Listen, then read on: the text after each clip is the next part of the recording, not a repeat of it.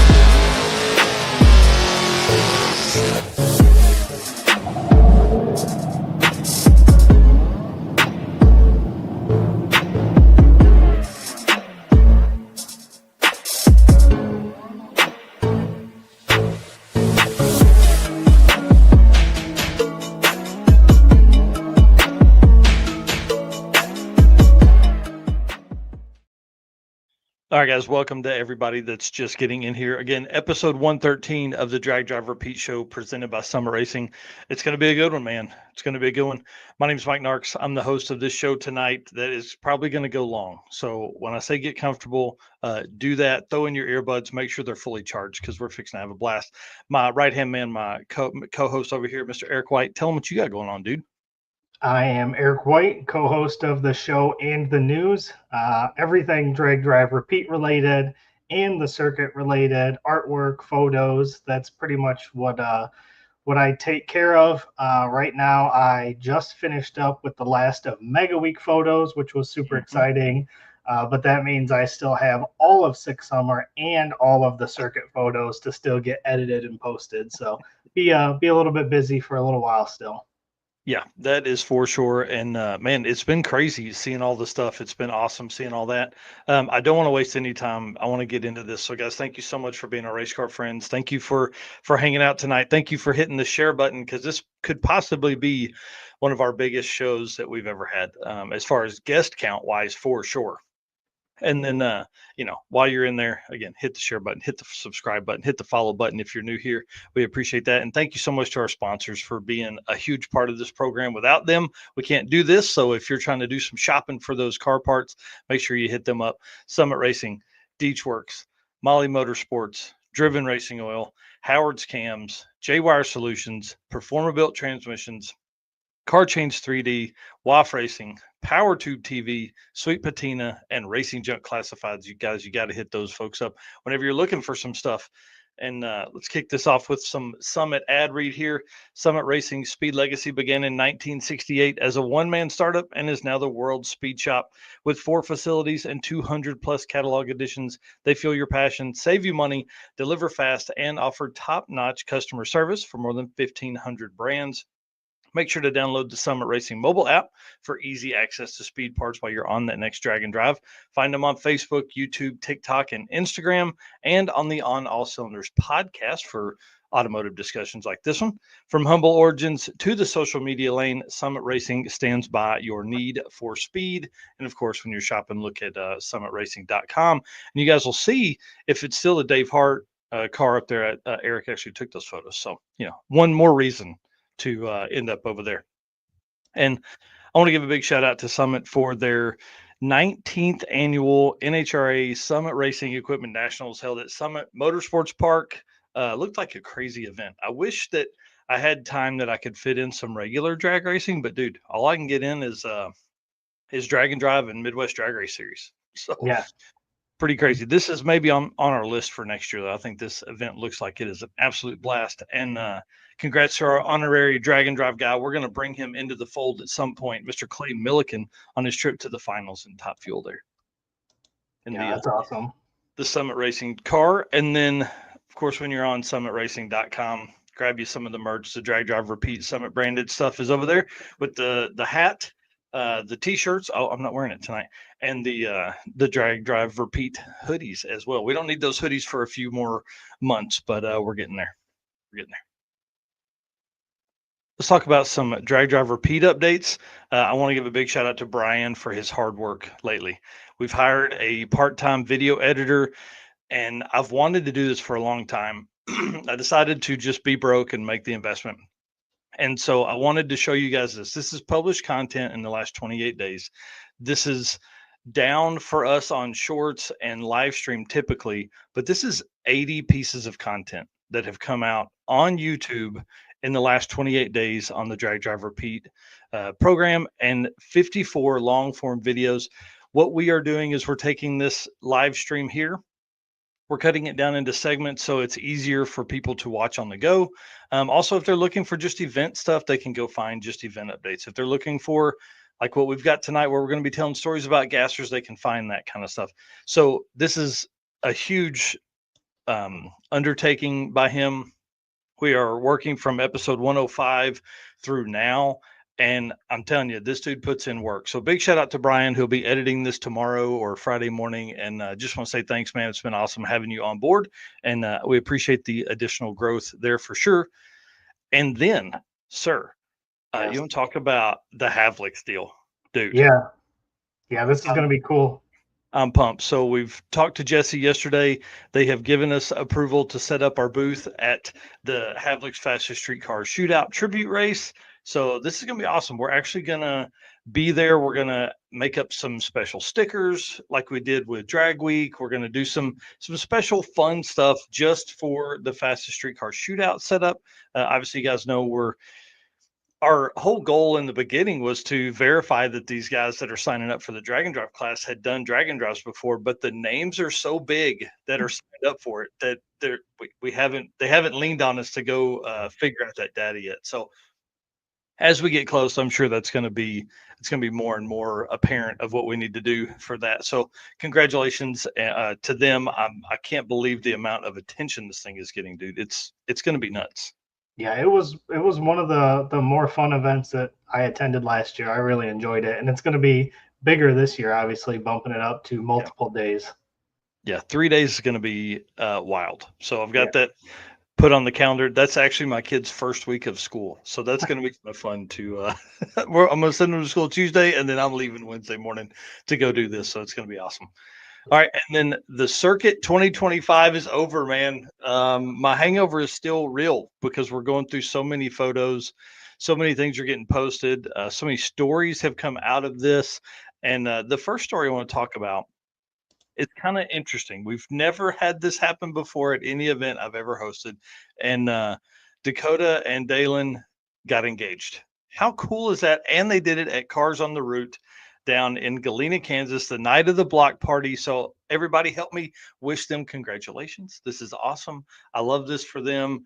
Dakota's a huge drag and drive guy. He's been down to like 3 circuits. I mean, he's on other events as well all the time. Like, he's just a great dude. And of course, I mean, obviously Dalen's going to be an awesome lady for sure, because, you know, she's with him, and you can't be great if you're not, you know, if you're in that group of the Jensens that come down from Wyoming. So it's pretty neat to have something that cool happen on our event like that, you know? Yeah, that's super cool. I didn't see it happen, but definitely heard about it, and pretty cool. Yep, they were down at Cars on the Route, which is the end of the street for us. And then, of course, when they left, they had to do a big burnout. Oh, yeah. That truck definitely does huge burnout. Yeah, it is built for that for sure. And then One other thing that happened during that event is we set records for the amount of money that was raised during the event. Guys, I've hosted events with Jonathan Sonecipher since 2014, and we've never raised this much money in a single event. So I am proud to announce that during the Circuit 2025, presented by Summit Racing, we raised Drum roll, please. $15,555 for the youth services of Tulsa. That is, Absolutely incredible. yeah, that is awesome. Big shout out to everybody that Yeah. donated money. Yep. So I want to run through that real quick. So how donations were collected is $25 of each entry went to that, whether the people showed up or not. A $2,000 direct donation from AT Industries. We appreciate them for that for sure. The first race of Dustin Cottle and Chris Paget raised $1,155 with people standing on the line, kind of donating their wagers there. The call out from Cody Walker and Brian Acton raised $1,040. We donated a portion of the shirt sales.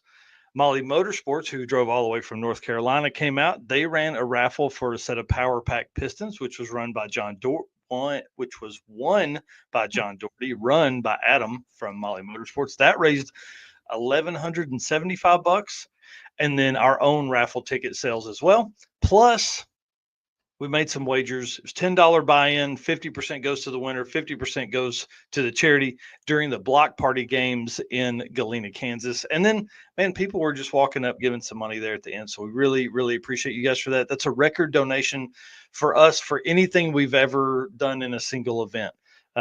It's absolutely crazy. I can't say thank you enough. I'm working on getting big checks made, which of course you got to do that with a big donation like this.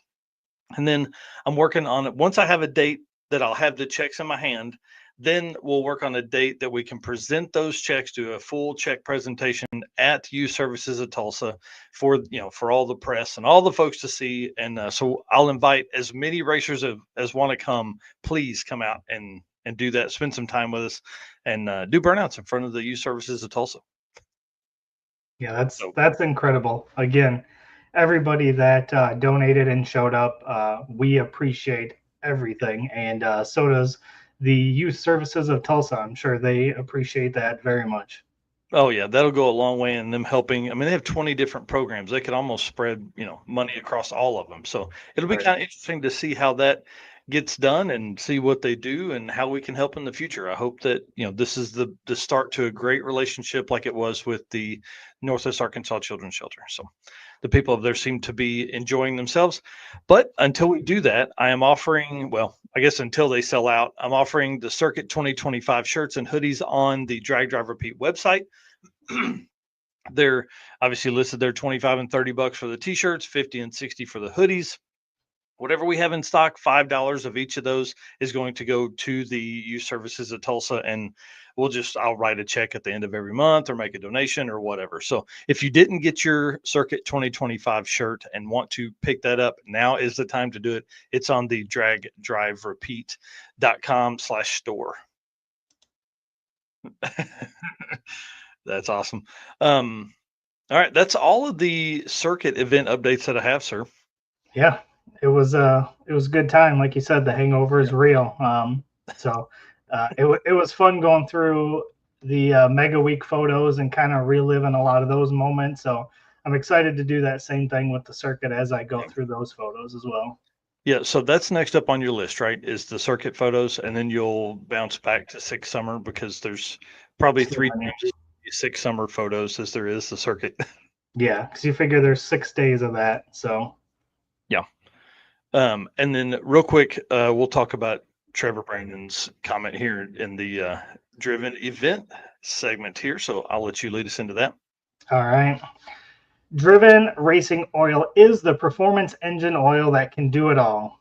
GP1 is the ultimate oil for any race or performance application, whether you're launching hard at the drag strip, enduring the extreme heat of off-road and circle track, or even pushing limits in top field drag boats and demo derbies, winning racers choose GP1.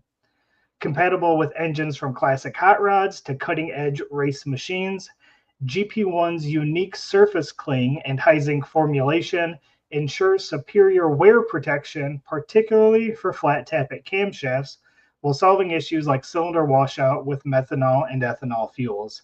It's crafted from the legendary Bradford, Pennsylvania base oil, then enhanced with state of the art additive packages, which GP1 offers the best in protection and performance. And you guys know drivenracingoil.com is where you can go to pick up your oil or any merchandise. And Driven Racing Oil on Facebook and Instagram will be where you can check out what the next event they'll be at. So then you can pick up stuff at the event while they're there. Yep. Speaking of events, Street Week Sweden is happening right now. Yep. We had Ken on Saturday, kind of giving us a little bit of a walk around. He's been having live streams and everything I've seen pop up. So, man, looks like a cool event. I haven't kept up as much as I wish I did on what's going on, but he's gonna send me over some pictures when he gets a chance, and then we'll get some of those posted up as well. Yeah, I'm excited to have him back on the show to talk about this. This is his first time to do that, and he was saying on Saturday like 1,100 miles is what he drove to get there. So yeah, he was like nothing like you guys, but like how many countries did he go through? He said there was 2 like checkpoints that he had to go through. Man, that's crazy. That's great. Well, good luck to all those racers. It looks like obviously they're having a drag and drive kind of time. Like some people are having fun, some people are not. So Yeah. people are tearing stuff up left and right. That's for sure. Yeah. Then up next is All Stars Drag and Drive on July 10th. So starting tomorrow through the 13th, and that is starting at Willowbank Dragway. Yep. And then Streetcar Challenge 2025. This is so All Stars is a new one for 2025, and Streetcar Challenge is another new one for 2025 as well. And they've got their routes up. So I wanted to show this. It's about 400 miles. It's 4 days of racing. Looks like a good time. And it's one of the only times a track has actually hosted a drag and drive. So this is going to be interesting to see how it works out. Obviously, don't know that car count or anything like that yet, but that is July 17th through 20th. So just in about a week, we're going to do that. Yep. And then after that, we've got Road Trip Drag Challenge number 2. That is the July 18th through the 20th. So again, about 9 days. We'll kick that off. Right. Another big weekend. So if I'm doing the math there, that's the 17th through 20th for Streetcar, 18th through 20th for Road Trip, and then Miles of Mayhem kicks off on their 5th year. Dude, 5th year to do this. July 20th through 25th in Rimby, Canada. So that's Australia, the US, Australia, and Canada. They're all over the world, man. Yeah, July is kind of the international month, I feel like. Right. That's exactly right. And then after Miles of Mayhem wraps up, we kick off Heads Up Hustle here back in the States. That starts July 25th through the 27th, and the starting out at Milan Dragway.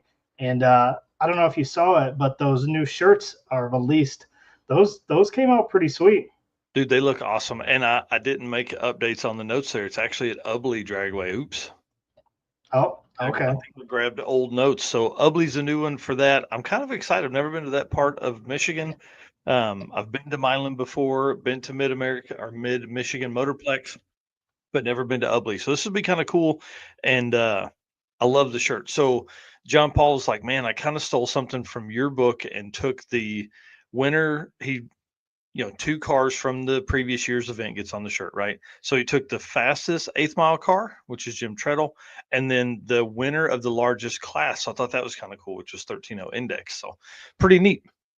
Yeah, that's again an awesome way to kind of figure out how you're going to do your shirts. It helps you as a promoter. It gets you content to put on them, and obviously cool for the racers to get their cars on the shirt as well. Well, and it makes it easier because you're not trying to figure out who gets on it. It's easy. It's in black and white. Hey, if you're the quickest or the winner of the shootout in the largest class, boom, you're on the shirt. If you're the quickest 8th mile car, boom, you're on the shirt. Yeah. Makes perfect sense to me. And then King of the Open Road, another drag and drive event at Tulsa Raceway Park. Dude, Tulsa is the track for 2025 to host a drag and drive event. This makes like 5 or 6 race days that a drag and drive event has been at Tulsa Raceway Park this year. So pretty awesome. August 1st through 3rd. King of the Open Road, Jared Holt does an incredible job with that event. I can't wait to see the drive that they have planned. So it's going to be kind of cool. We've got our friends here, Dustin Cottle and Alex Arquette, featured on the photos today. But if you're not following King of the Open Road, jump over and do that.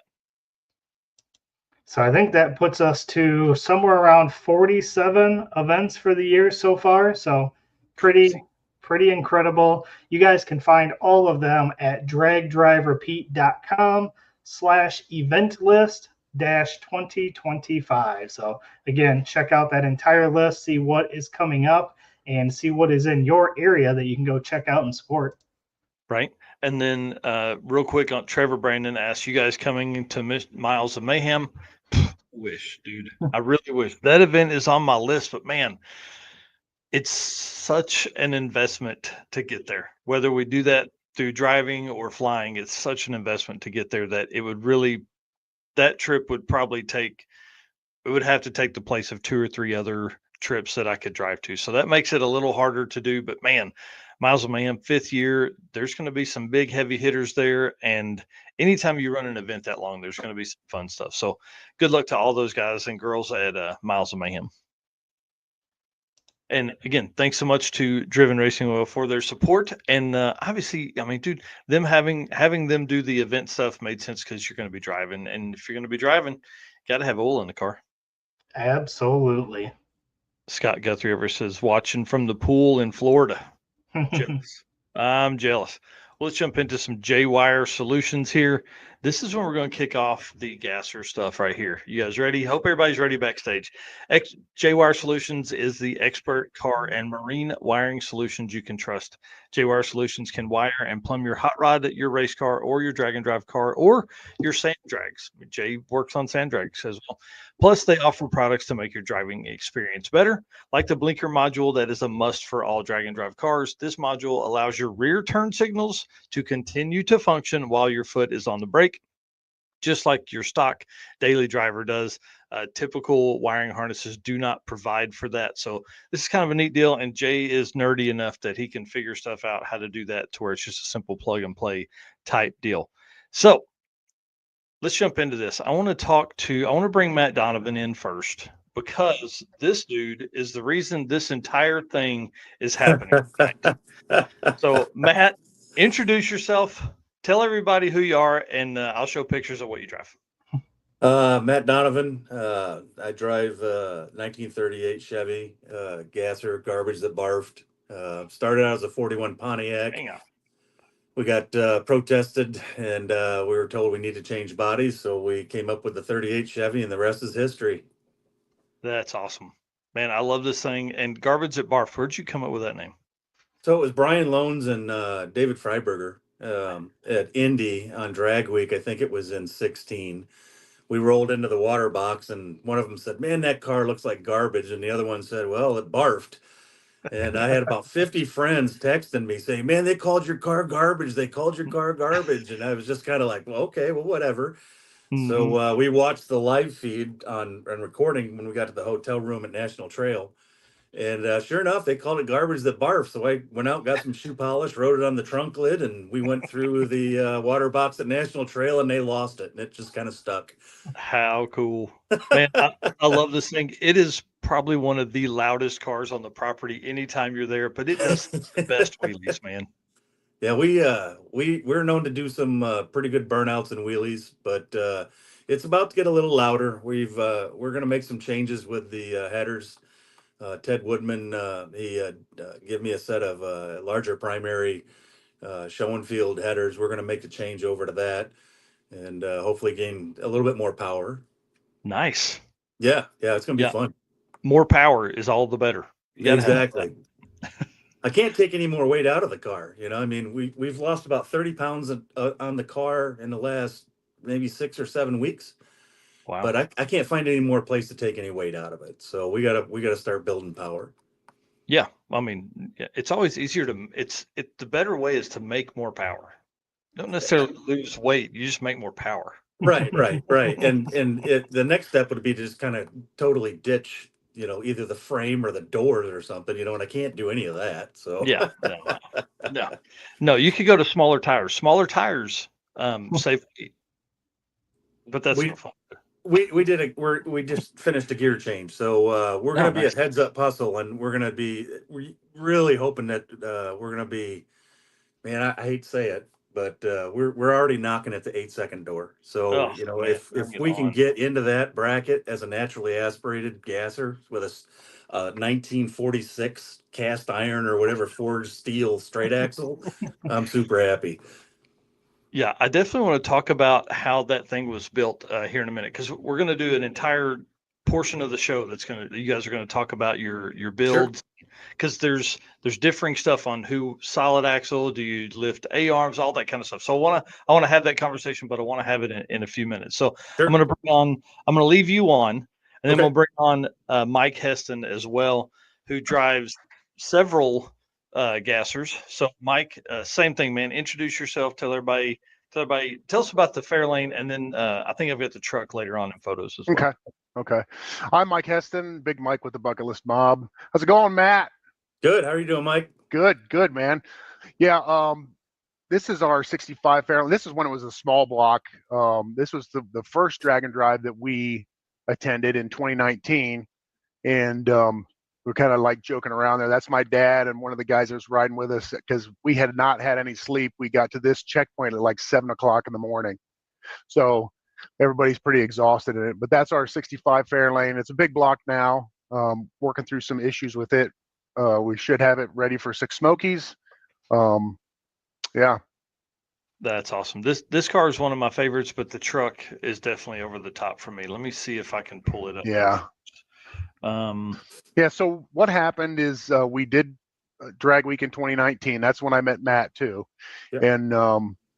and Jay and everybody that was so awesome. And then my dad had such a good time at Drag Week that all the guys were like, okay, let's build Dad a race car. He's never had one. He loves gassers, and that was when we dug the truck out of a field and then redid the whole thing and built that truck with a small block originally that was in the Fairlane, but turned into a tunnel ram. That's kind of like the standard position for that truck. Transmission out of it. It's a transmission killer. Yeah. So yeah, I don't. What is it? Just the angle that it's at? Is it what the? No, you know what? We've been struggling with. We've been running AODs. Yeah, I know. Mm-hmm. We've been running AODs. It's because it's something that I had, and then we recently changed over to C4, and we haven't had any transmission problems since. So it really was reaching the limit of the AODs. Yeah. The thing is, we're coming back with the Fairlane with an AOD in it again, just because the cost to put in another transmission. I mean, it's got a brand new, we did sick week in 2024, and it was just blowing right through the converter with the big block. And I spent a bunch of money on a converter with 501, and then we haven't been back since. So we haven't even been able to even try that converter. And we thought, you know what, this AOD that's been in the Fairlane, even though it's 900 horse, has survived all the drag weeks, and we've taken it apart and maybe have a little bit of wear on the overdrive band, but we haven't broken anything, knock on wood. So right. We're just going to go ahead and run the AOD, because you can't sell them. Nobody wants them. I mean, I've got like the unobtainium of AODs. It's got, if you were to try and build that setup today, you could buy an M&M transmission for what I got in that AOD.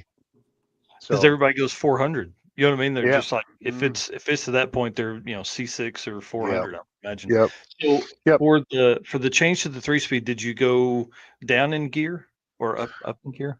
All of our cars have quick changes in them, so we can change the gear for the track, and then we throw a set of 330s in for the drive, and everything's good. So we can truck pretty well. We can haul pretty well on the road, and we get decent gas mileage. I mean, the Fairlane, the first year was like we had 4 guys in the car and probably 1,200 pounds of trailer with a small block and mechanical injection, and we got like 6.5. So I was pretty thrilled on the 85. I was pretty thrilled with that.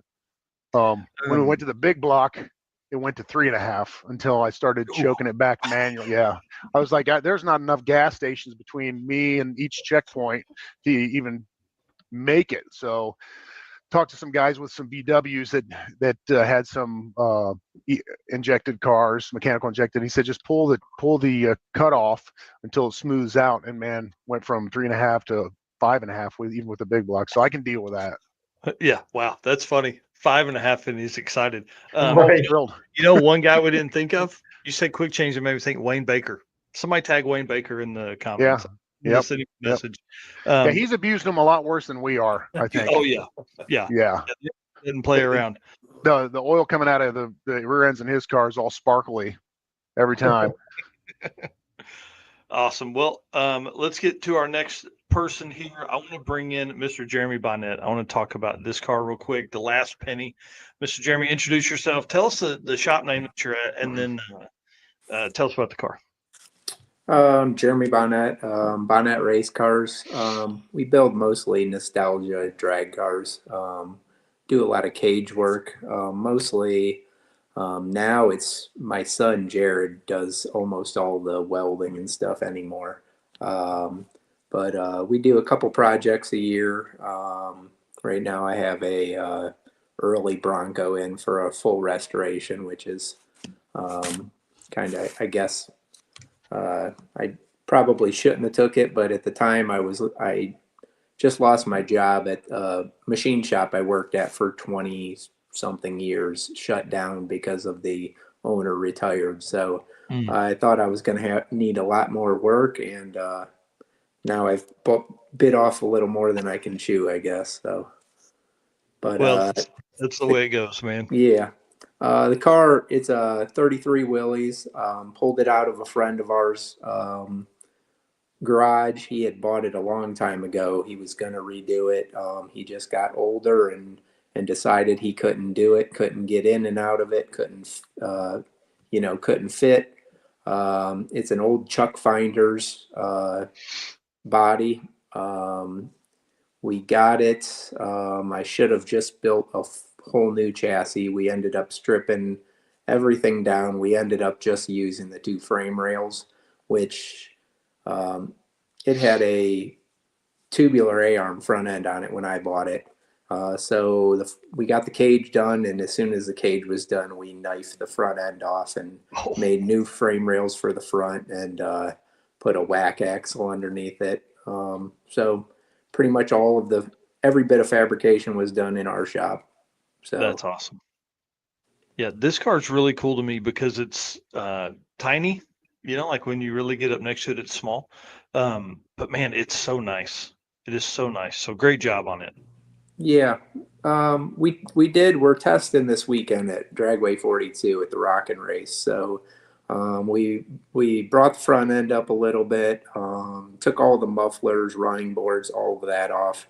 I got to try to stay lighter than Matt Donovan. So we got another 50 pounds off the car, or 50. Well, that's what your blower's for. Your blower's to make up for the weight. Yeah, but I only have it's only 400 inch. So it is a stock bore 400 with a 671 AFR heads. I tell everybody that the thing is it is really a street motor. Chris Straub hydraulic roller cam. It's got a glide in it from 501 and one of their converters. 9-inch from Quick. Max helps us out there a bunch. So for sick week this year, we put a 373 gear in it. So all of the wheelies and everything it was doing this year was with a 373 gear in it. So so we were hoping to take a little bit of the starting line ratio out of it, and we were proven wrong on the first day, I guess. So well, nothing like that. We sure did love the show it put on, though. That's for sure. Yeah. Luckily it didn't break anything, and Jared just tuned the wheelie out of it, and we kind of kept it at bay the rest of the week. So nice. Well, next up we've got Mr. J. Grabiak, who, if you guys don't know this guy, he's not scared to talk at all. So Jay, same thing for you. Introduce yourself. Tell everybody what you got going on, man. Well, my name is Jay Grabiak. I've got a 1955 Chevy Gasser. Obviously, that's why we're here, because of the Gassers. And so anyways, it's got a small block Chevy, naturally aspirated. I've owned the car for 20 years now. I bought the car off of the ham. I had it listed back when the internet was basically getting started. Played tag with them, trying to get the car up from Texas. Anyways, so got it up here. It already had fiberglass doors and stuff on it. So the car was pretty light to begin with. And over the years, I've just made the car extremely lighter and lighter and lighter as I got fatter to offset the beer and chips that I eat. So people say, wouldn't it be easier to go on a diet? I thought it was easier just to unbolt stuff. So so that's kind of where we're at with it. It runs an Oldsmobile the Oldsmobile rear end. And when I bought it, I tried to stay true to the form of a gasser in the early years, running the car around a 283 stick car. And then you just progressively get faster, and things evolve, and you just keep modifying. So it's just a great old car that as everybody does, they fall in love with their gassers. They're unique. You find your love for them as you drive them. It's a good combination. I don't know really how much more to tell you about it. I mean, it's just a good car. It's made a lot of laps. It's seen a lot of wheel stands. It's been a part of my life, like I said, for 20 years.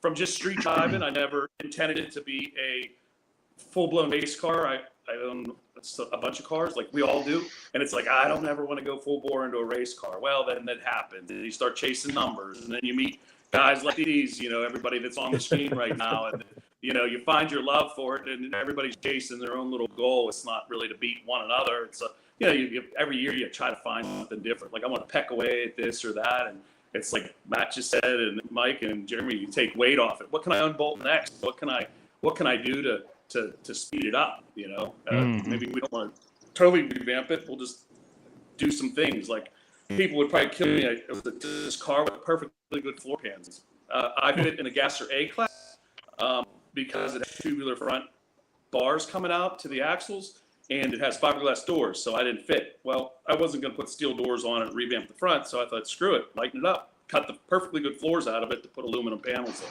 in. Most guys would probably I'd love to have it, but I cut it in like 6 sections and put it up for the scrap guy. So yeah, just over the years, things have evolved and been good. So that's awesome. All right, let's drill more holes.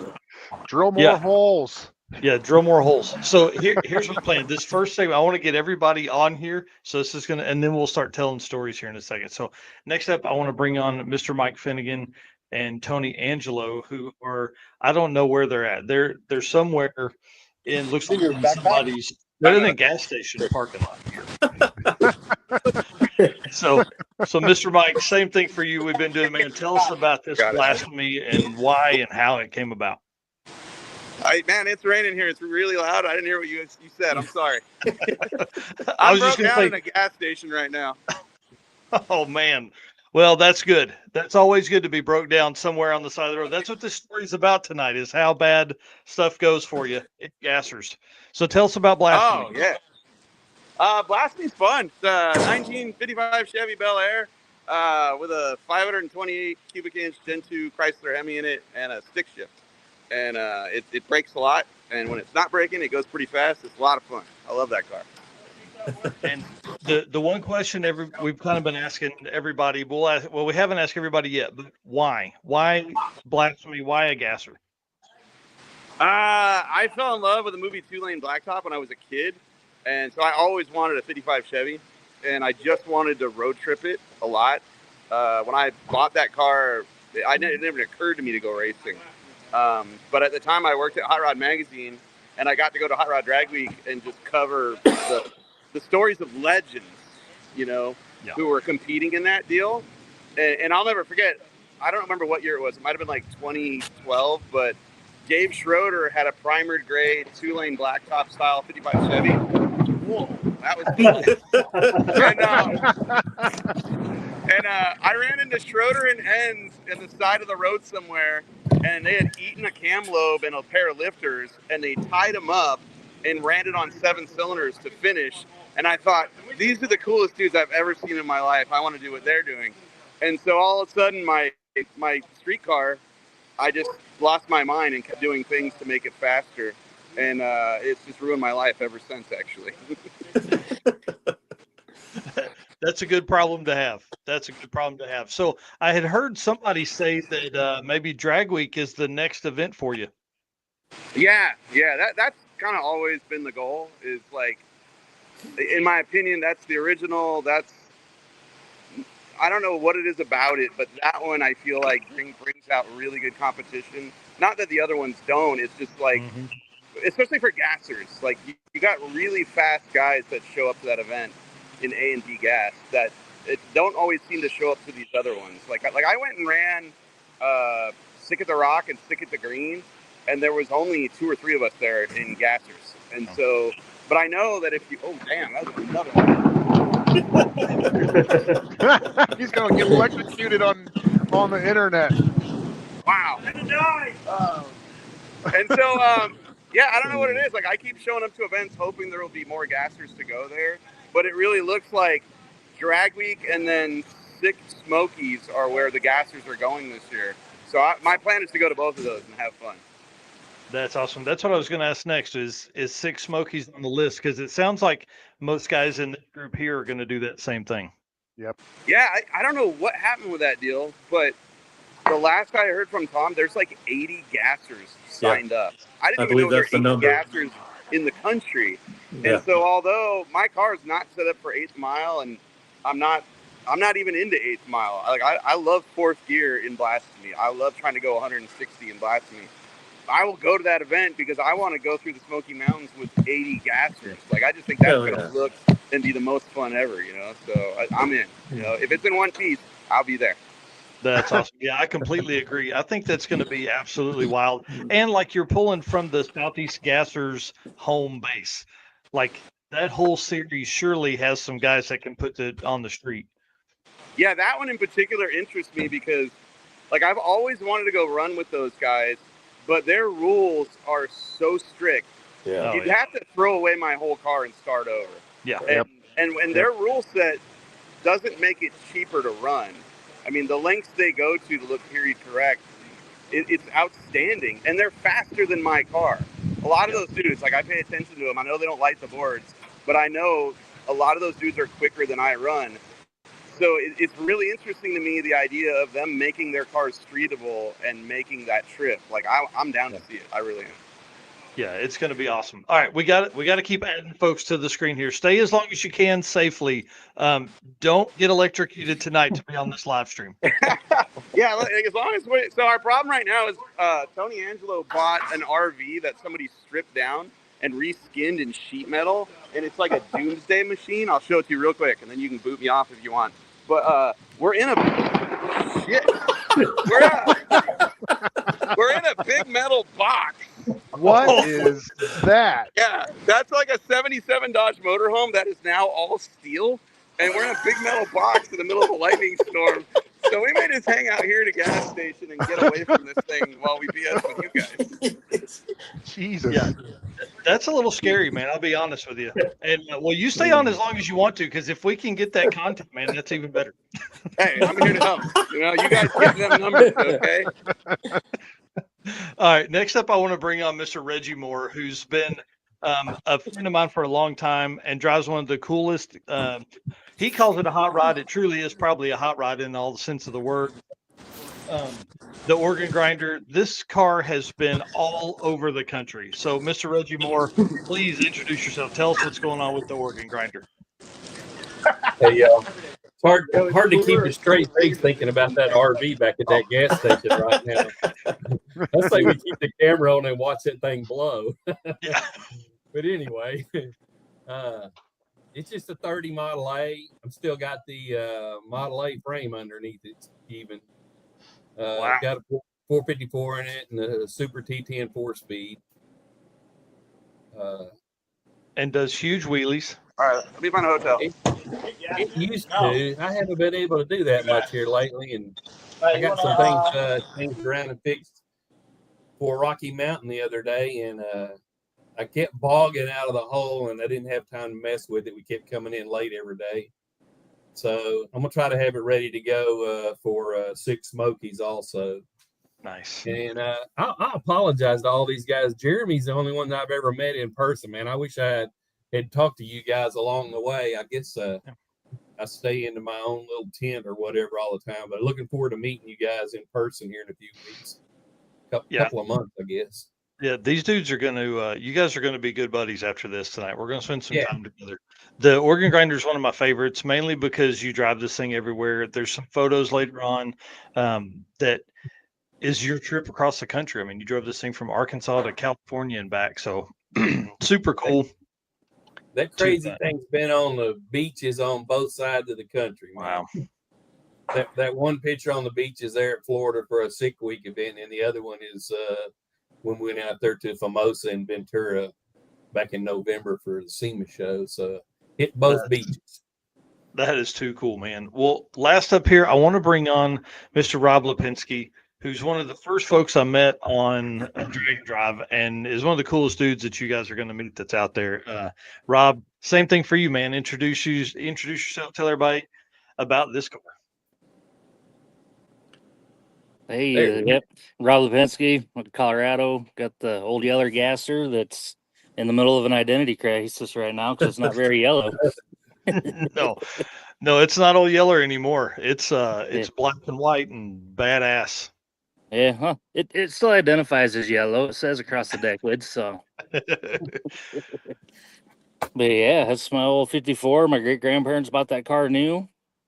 And I've had it since a little before high school and drove it all through high school. And it's definitely gone through a lot of changes in its life.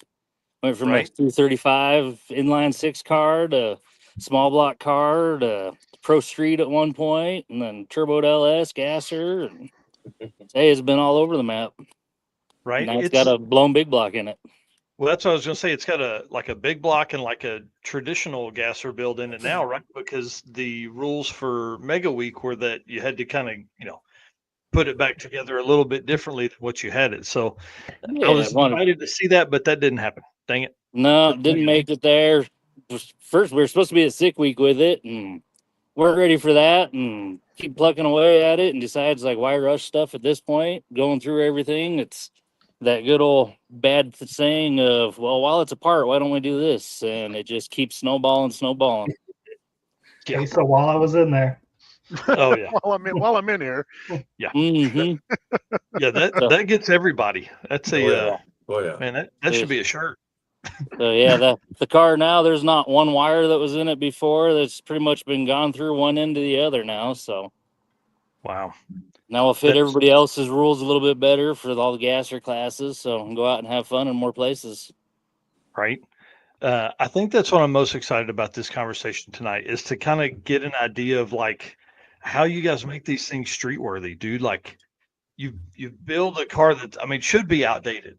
It should be outdated. It should not work as well as they do. And you guys go out and keep sending them, man. I love it. Sorry, we'll bring Jay back in here. He keeps leaving us. I don't know what he's got going on there. Leaving the party. Now he's frozen.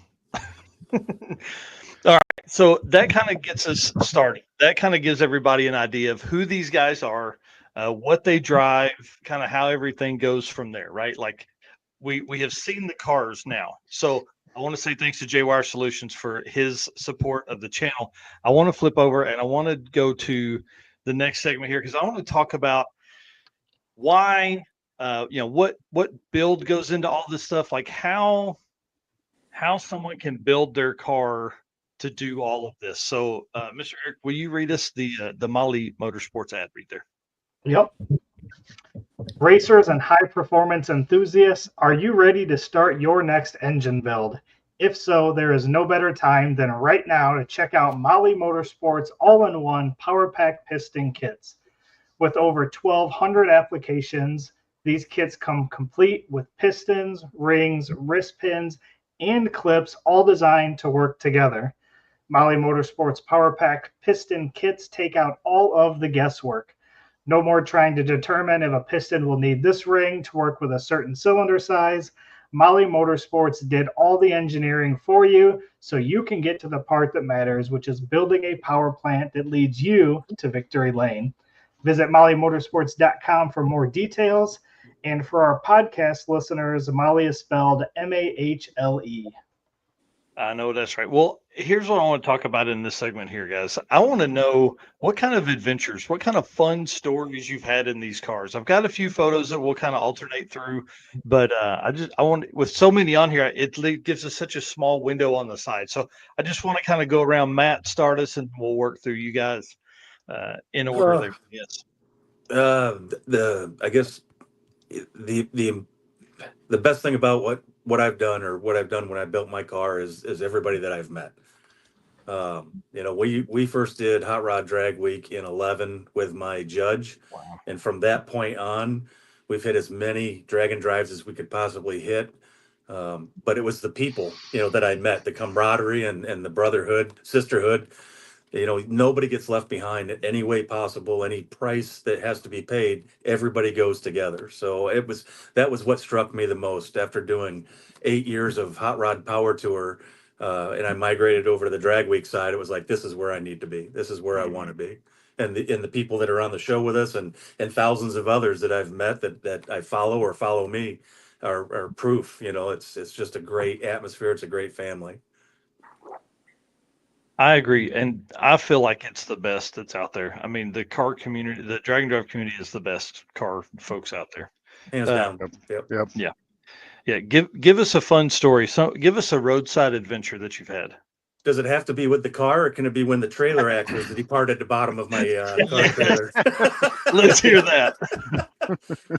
Oh, yeah, we cleaned the axles off the bottom of my 24-foot car trailer on the way to Sick Week in 22, I think it was, maybe 23. And going over an overpass right in front of Garlett's Museum, the trailer axles decided to leave the chat, and we smashed into a guardrail and come across the highway, slid down the ramp, and skidded to a stop.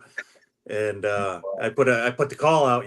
I'm so many hours from Bradenton, and we need help. We need help bad. And not really going to throw the towel in, but wasn't really prepared to drive the car all the way there, the rest of the way. And within 15 minutes, we had 110, I think 109 texts and phone calls of people that were on the way or already in Bradenton for testing that were going to come back and pick us up or get the car there or what have you. And we had a trailer company north of Gainesville that Derek put me in touch with. And Derek actually brought his car trailer to me. We unloaded everything, put it on his car trailer. He took my wounded trailer with one tire on one side, 2 bent axles, and 2 bent rims on the other side, all the way to the trailer repair place. We got to Bradenton. They still charged me $200. I made 2 passes, and we knew the car was good to go until the next day when we tried to make a pass next to Alex Taylor, and we death wobbled so bad it bent the front frame rail, bent the steering arm, bent the brake caliper brackets, just did a bunch of damage. So it turned out that when the car came loose in the trailer, it had nosed into my drag week trailer and bent the center link. And we made a pass with a bent center link, and it death wobbled on the brakes. We went back, we looked at it, straightened it out with a ratchet strap, went back out, it did the same thing. But we managed to make a new center link for it, and it amplified the problem. And we just had a lot of damage, so we didn't make it even one single day on that year. But the best part of it was going back to everybody reaching out for help or what I need, anything like that. But we were, Reggie Gonzalez and I were sitting there. I think we were singing out loud "Bad Company" or something. We're on our way to Sick Week, and all of a sudden the trailer's sideways and there's smoke everywhere. But that's a fun adventure.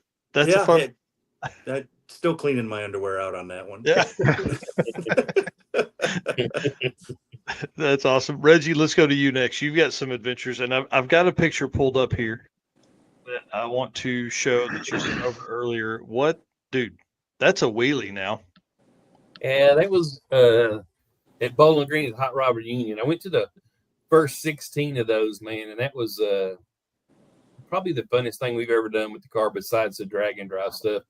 The boys were real small. The other picture was them. I think they were only like 10 and 12 maybe, or 12 and 8. I don't know, but we used to go to that every year. And it's just like the drag and drive. You meet the same people every year, and then you start camping with the same people, and they become your friends. And boy, the bad part about that is, for after so many years, and all my friends are old like me, so you kind of watch the gate and make sure they're both in the car together, that you hadn't lost one. And we did lose 2 or 3 during that 16 years. And it's sad, but they were family, so yeah.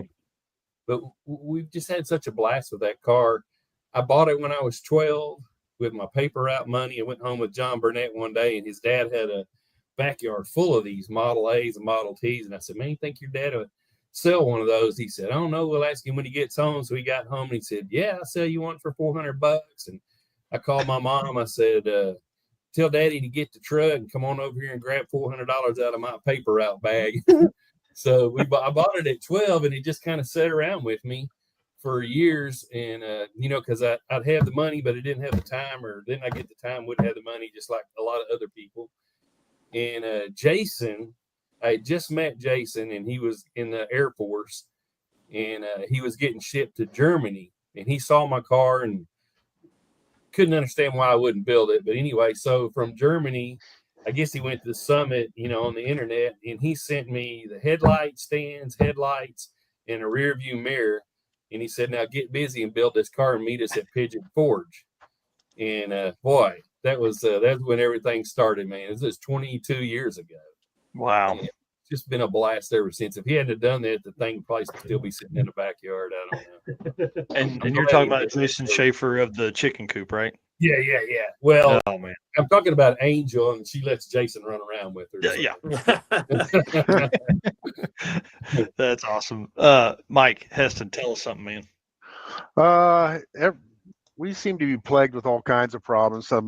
Probably the most recent was at Drag Week in 2024. The truck, again, the AOD, the curse of the AOD. By the end of the last day, pulling into the track, it had 1 gear. It had second gear. That's it.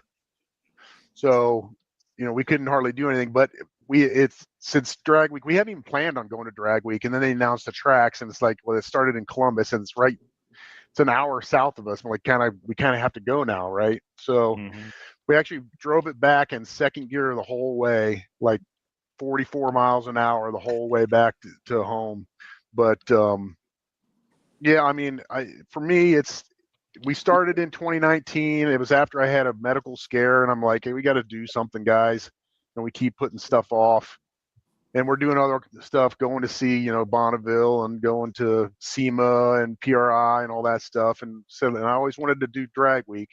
And I had bought a 65 Fairlane, the redheaded stepchild of Fairlanes, because nobody wants them. And I had one right out of high school that I crashed, and I wanted another one. And then, that 12-year-old kid in me that had the Hot Wheels with the 8-stack injection, I'm like, I want mechanical injection, not knowing a dang thing about mechanical injection, not knowing that nobody at Drag Week has ever made it through with mechanical injection. We didn't know any better, right? But we ended up surviving in 2019, and people coming along with us. I mean, now we have, we've got the Fairlane, we've got the 61 Ford truck gasser. Matt's got the 64 Comet gasser. My friend Scott now has a 64 Falcon gasser. Our friend Rob changed his Chevelle over to a gasser just because the excitement of running a gasser. It's just the gassers, in my opinion. Yeah, they're not the fastest, but the cool factor. I mean, what kid doesn't see a gasser going down the road and go, oh, look at that? I mean, you can have a fast, I don't know, Firebird, and it might run 6s, but when it goes down the road, it doesn't have that wow factor, I think, So yeah, it's a gasser love affair. I mean, I've always liked old cars. I mean, I was lucky that my first car was a '63 Galaxy, but just love the Gasser look. And then now it's, I was going to change the big block to a tunnel ram, and Snafu Rich was like, no. He said the car's kind of known to have mechanical injection. I'm like, yeah. He said, you got to run mechanical injection. I'm like, great. Now I'm stuck with that in this car forever. So, but yeah, I mean, who doesn't love like 8 stacks sticking out of the hood, right? Oh yeah, Real eight stack mechanical injection. The guy that's yeah, running it, that's the guy that doesn't like it. yeah. It looks amazing. And hey, listen, from the outside, we don't care how hard it is. It looks cool, man. Yeah, and and I'm kind of like, I mean, I love with the Sega cars too, the Southeast Gassers, and I love what they stand for with the looking period correct. So I kind of did that with both the truck and this. It's trying, we're not going to go and buy brand new toggle switches. No, I'm going to go buy new old stock aircraft toggle switches, because that's a dumb idea, but it looks right. If you look at the dash and the Fairlane, and it looks like an aircraft, because it's just old fighter aircraft toggle switches with the kills on it. The gauges are all old. Everything is like old. Not the best move, but I kind of want that look. I mean, we even did dumb stuff like putting the alternators on the rear end, because we didn't want alternators on the engine. We didn't want that look. Wow. I finally gave up on that after having to stop several times in traffic on sick week and whip out the generator and charge the batteries, and so we've kind of gotten away from that portion. That's that level of stupidity that I kind of force on the poor guys that ride with us. That's awesome. Kyle Pullen here in the comment section saying, yeah, Gasser's another Gasser guy local to us here. Yeah, we're bringing 5 to 6 Smokies. Wow. Yeah, we started in 2019 with one with the Fairlane, the ugly duckling, and then built the truck for Dad. And then after doing sick week, then Matt sold our buddy Matt in the group sold his hot rod, his Ford hot rod, and bought a Comet that was sitting in some guy's field, and built that in, I think, 6 months or less, I think, in my driveway, and then Scott got 8 with a Bug, and now, Scott's car is going to be a pretty good car. It's super lightweight. It's going to be A-gas, naturally aspirated, but it's going to be super lightweight. It's going to be, I think it's going to be a contender. Oh yeah, for sure. Well, I want to ask Rob this, because he's done a ton of Rocky Mountain Race Week stuff. Living in Colorado, that car is, twin turbos, was up kind of in the headlight grill area. That car was absolutely wild. Tell some fun stories you've had from the road. I mean, you've got a ton of miles on your car. Yeah, so we've had a lot of fun. I have to say, one of the best stories, probably the first year we did it, 2019. And it was just single turbo, and we had a Terminator X on the car, and we lost an injector driver on the first day. Oh. So we had the bright idea. It's like, well, we'll just keep going. So we're going to finish. So ran on 7 cylinders. So every once in a while, after a while, that injector started leaking, so it started filling the cylinder full of fuel. So we had to keep pulling over. So we're in the middle of nowhere, eastern Colorado. It's pouring rain. It rained that whole week. And I was going to grab the air compressor out of the trailer. I was walking up. The girls were all in the car because it's raining like crazy. And we're on the side of the road. It looked like a big wheat field out there. Nothing big. I'm walking alongside the car, and all of a sudden I couldn't see anything. I was just gone. And then I hear the girls panicking, laughing. Well, there was a ditch. It was about 8-10 foot deep off the side of the road, and you couldn't see it because it was in all the weeds. So I'm there, a toolbox, air compressor in hands, and then poof, I was just gone. That's awesome.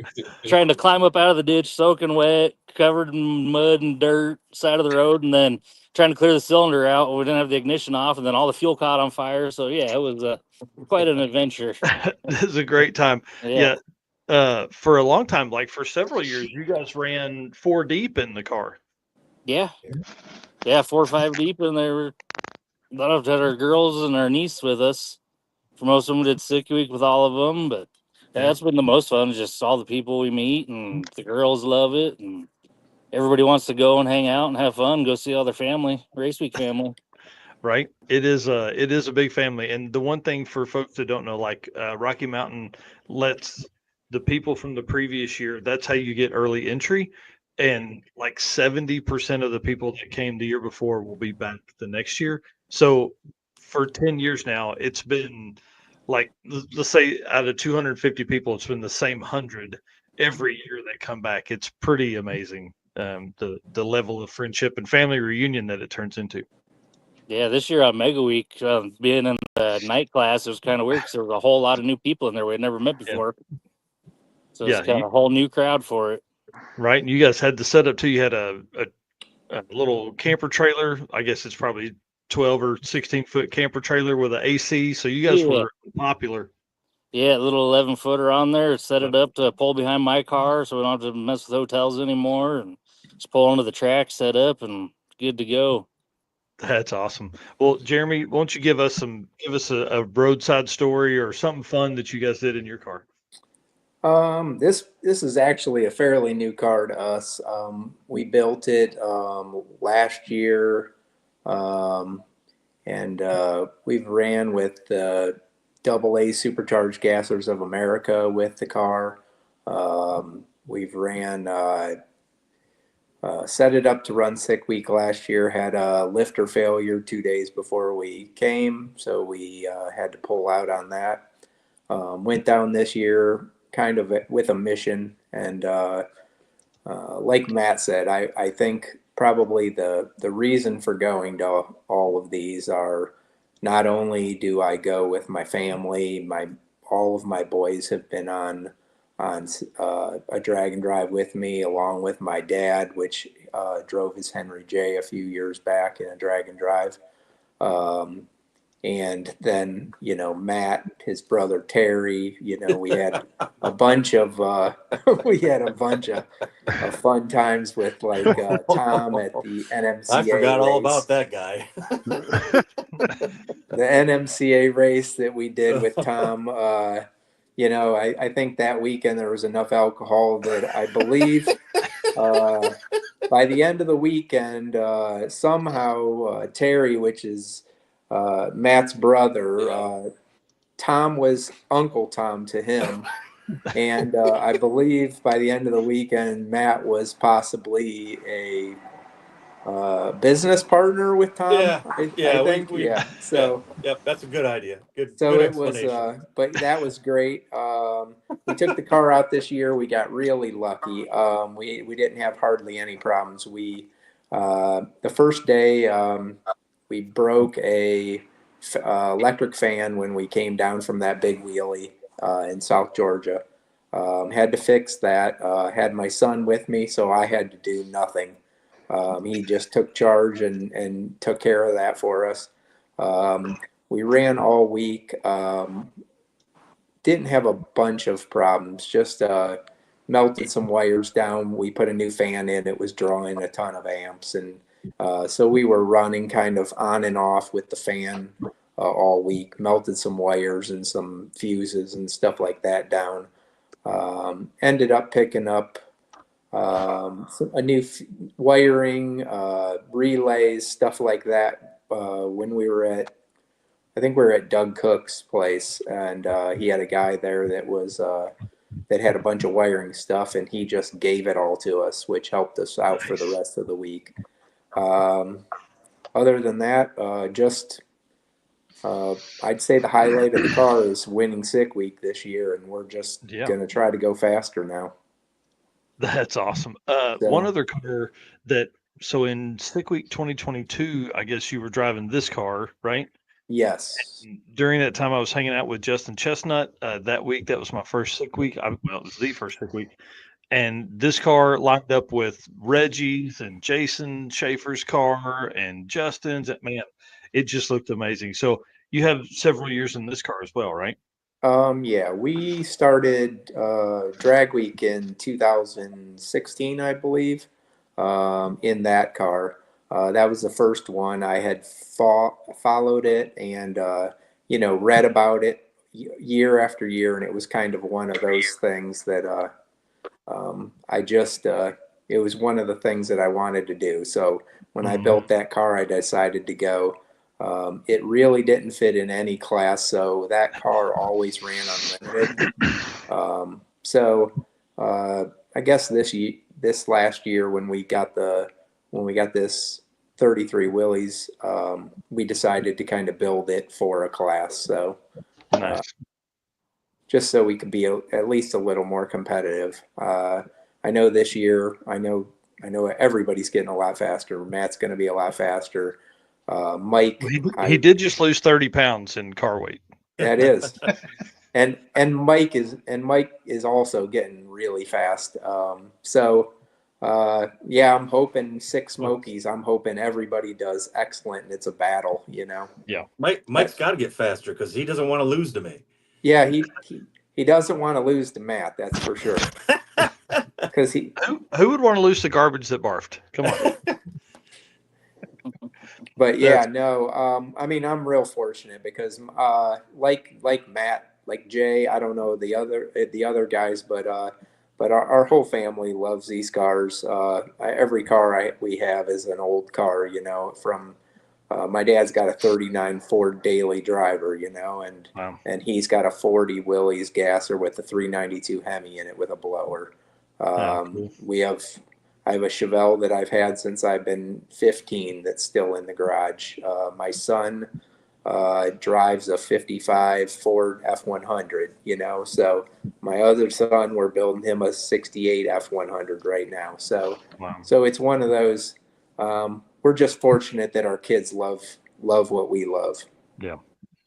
Yeah, I'm excited to see. My 15-year-old daughter has zero care, but my 12-year-old seems to be into it just a little bit. So we're going to see. We've got her car.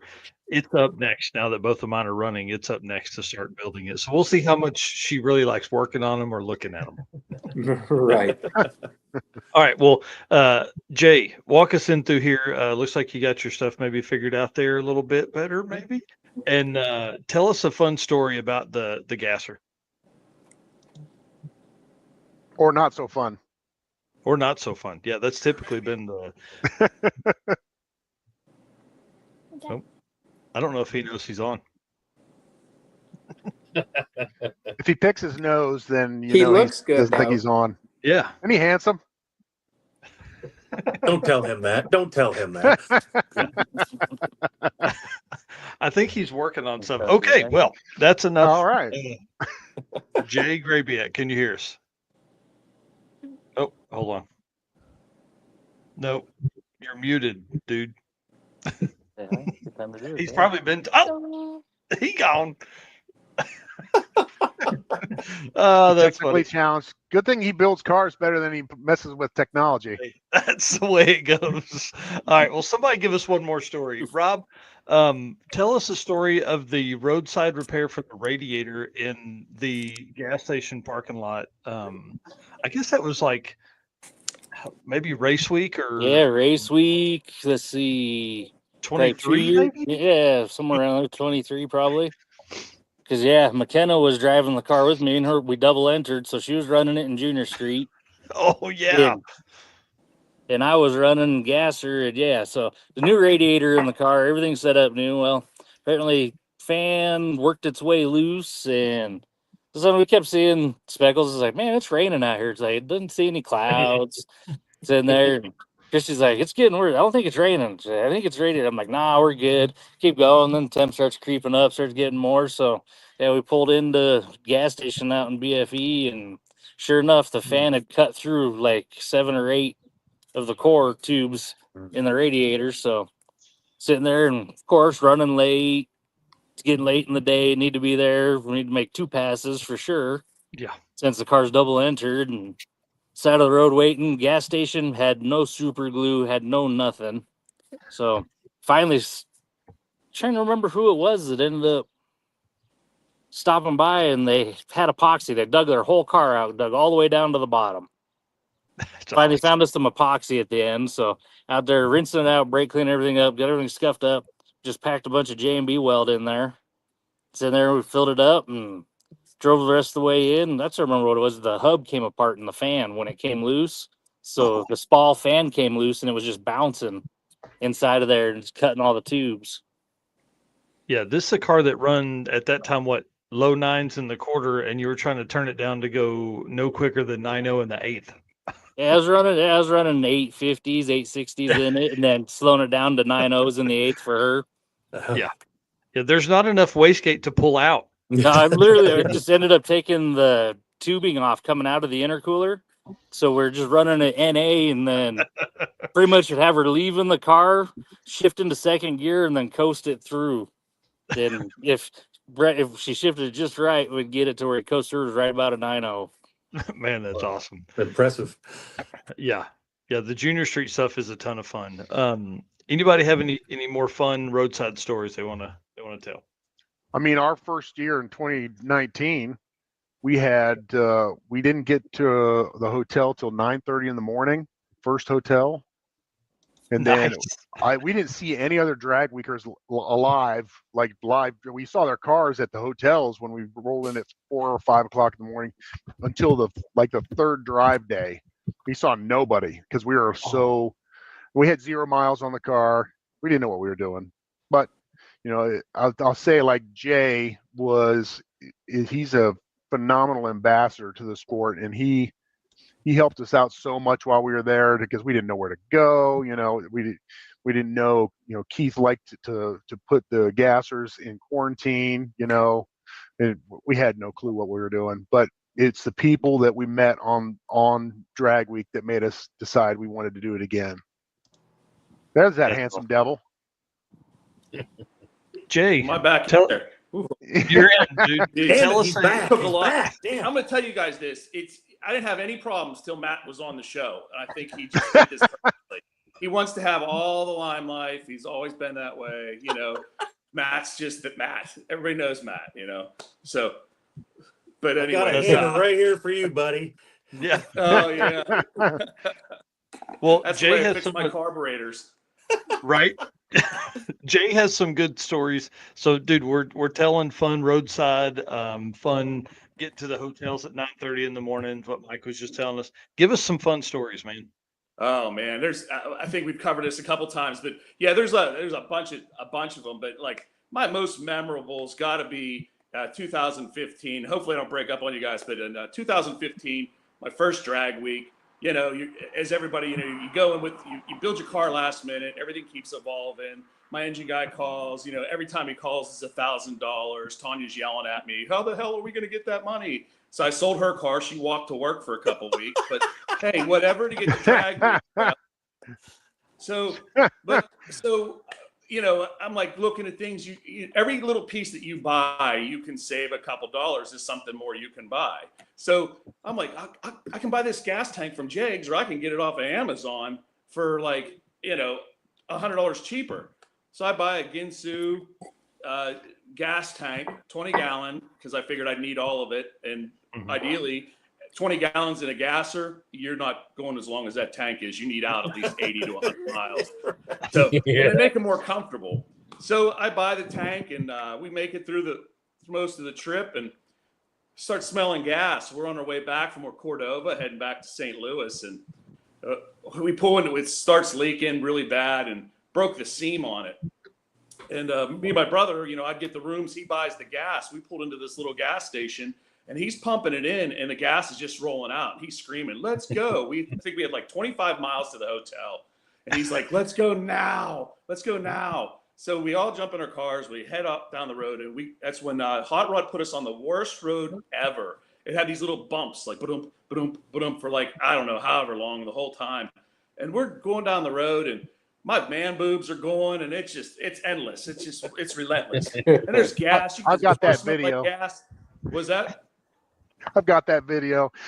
Oh yeah, I sent it to you personally. You're not supposed to put that out. You know that.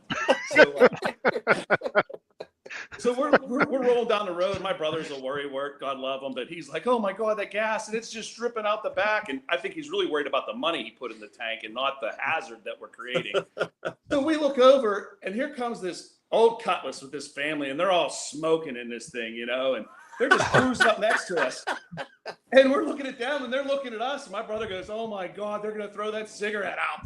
And we're like, "No, they won't." And he's like, and then we slow down a little bit, and they just keep on going, and we're just dripping gas everywhere. And we get into St. Louis, and he's like, "We've got to pull. We need JB Weld or something. We got to fix this tank." We're discussing it, how we're going to do it. And all we got to do is make one hit, pull over a grate at Walmart, and there's just gas running out of the thing. I told my brother, I don't think that this is a good idea. The DEP is going to be here in a minute, and we're going to be paying for a cleanup because we're putting all this gallons, well, I wouldn't say gallons, but a lot of gas down this wash drain. Oh man, but it was just to me that was a fun time. You know what I mean? Just trying to make that thing last, and that's probably one of my more memorable ones. There's probably more that I'll come across, you know. But last night, you know, going through, you said send some photos, and you do these events, and you don't realize how much you miss when you're doing them and driving. You know, so you're taking pictures, and people send you pictures.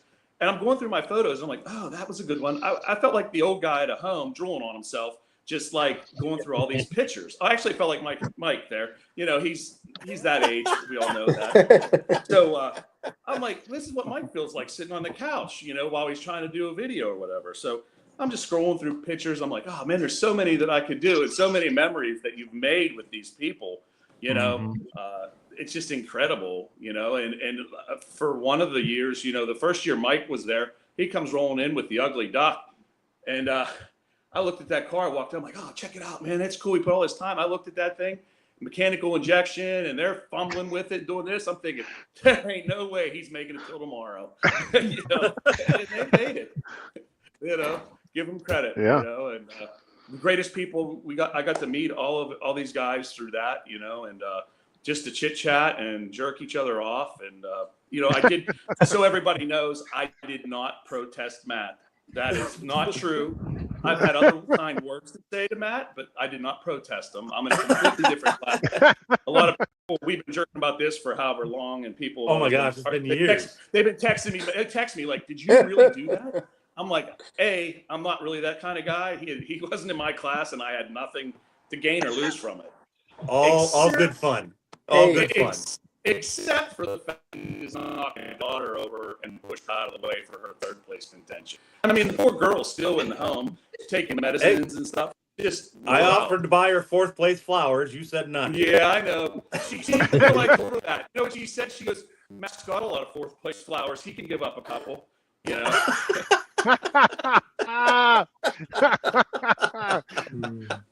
That's fourth place is better than not making it. Right? Yeah, you know what?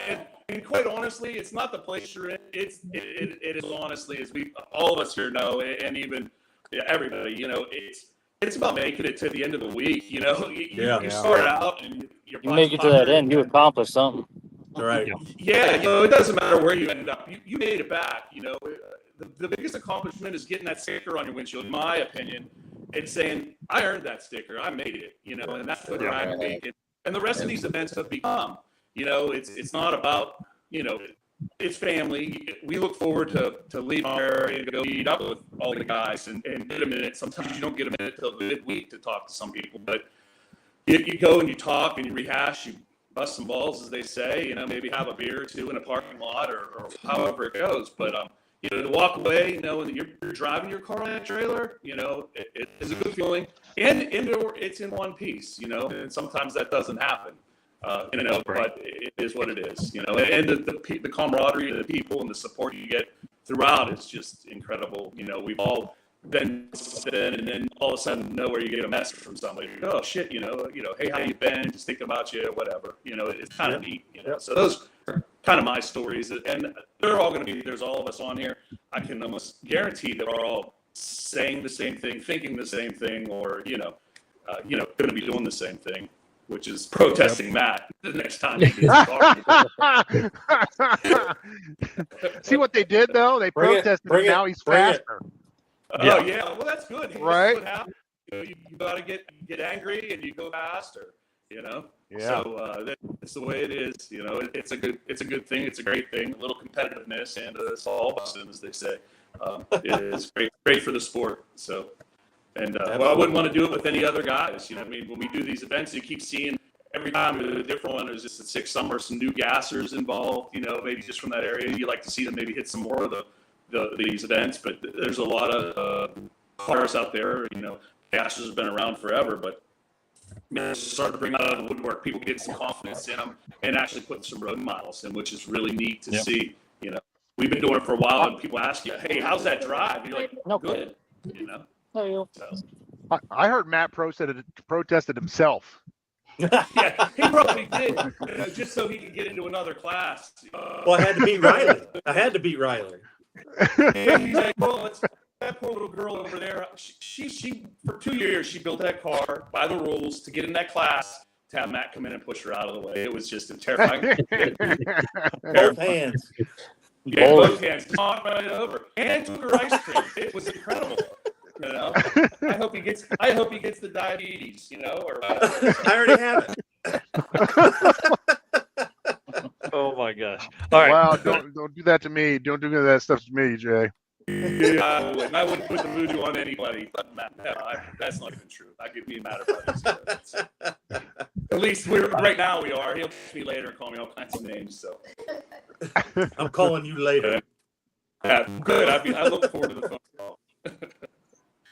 Nice. So, All right. anyway, All right. Hey, we got to take a break. We got to thank some race car friends and all that kind of stuff, and do an ad read real quick, and then we'll get right back to this because I have some questions. I want you guys to be thinking back. We're going to talk about this in a minute. What was the feeling when you pulled in that final day? So that's what we're going to talk about next. Let me jump in here and get these slides pulled back up. I don't even know where we're at anymore in here. Been all over the place. There we go. All right. Guys, just want to say thanks for being a Race Car Friends. If you're enjoying this, hit the share button right here. Become part of the Race Car Friends. These guys are the best family that's out there. I'll tell you that much. These just drag and drive family is awesome, and we appreciate all these guys being on here tonight. And then I promise, now that everybody's kind of got their butterflies out their stomach, now we're going to be telling good, fun stories from here on out, I promise. And then thank you to our sponsors for making all this possible. Summit Racing, Deechworks, Molly Motorsports, Driven Racing Oil, Howard's Cams, J-Wire Solutions, Performer Built Transmissions, Car Change 3D, WAF Racing, Power Tube TV, Sweet Patina, and Racing Junk Classifieds. If you're trying to do some shopping, shop with them, please. And then the gentleman's agreement is simply this. Eric and I are going to keep doing this. We love doing this, but we need you guys to hit the subscribe button or follow button wherever you're watching this. That it's the agreement. Essentially, I can't guarantee that you do that, but I'm going to keep doing this. You do that. If you guys aren't, let's help grow this drag, drive, repeat brand. We would appreciate it. And then, of course, Deechworks is going to lead us into our next segment here, where we were just saying we're going to talk about that feeling you get when you pull into that final day of your first drag and drive event. So Deechworks is a leading manufacturer of high-performance fuel system components.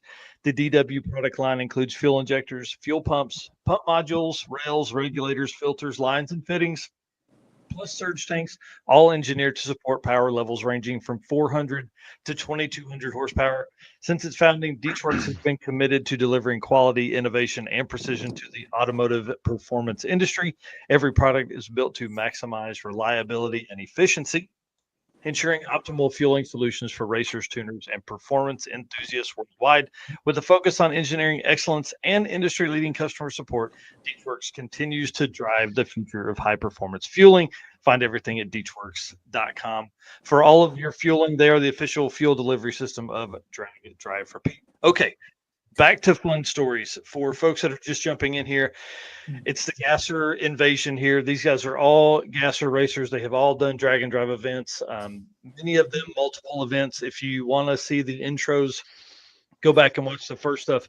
What we're going to talk about now is kind of that first event. So I want to give a backstory real quick. So in Race Week 2020 was my first drag and drive event to attend. I took the NARCS cart, obviously not a GASSER. Took the NARCS cart. I didn't finish that one. We struggled throughout the week, or actually Race Week 20, I saved Jonathan Stonecipher on the roadside, ended up DNFing on that one. My second attempt was Race Week 2021, where we broke the transmission. It just kept getting worse day after day after day, and finally had to park it and jump in another car and ride home, completely missing the last day. So, sick week 2022, I got to ride with Justin Chestnut, who is in a Model A sedan with a blower, small block car. This car is a ton of fun. Big shout out to Justin for moving to Florida from my local area here in Northwest Arkansas and allowing me to come down. Him and I had never met in person, had been to some of the same car shows, all that kind of stuff.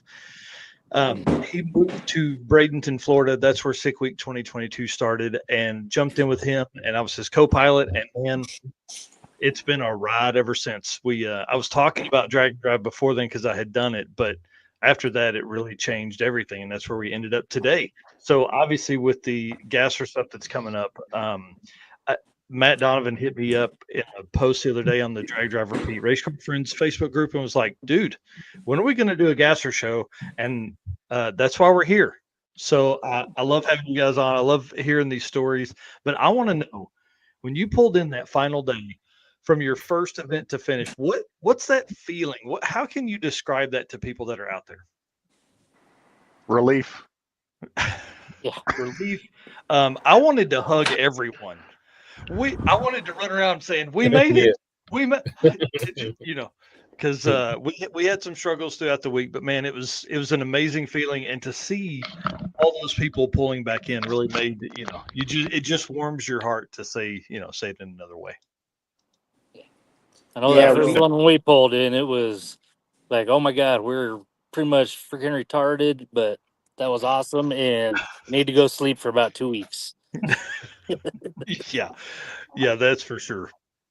The sleep doesn't even make sense for 4 days after the event. Like, no, because my first one I did was the 2.0 during the COVID deal. That it was the first 2.0, I guess. And me and Jason, Scott Guthrie, and then one of my boys, Joey, we did it together.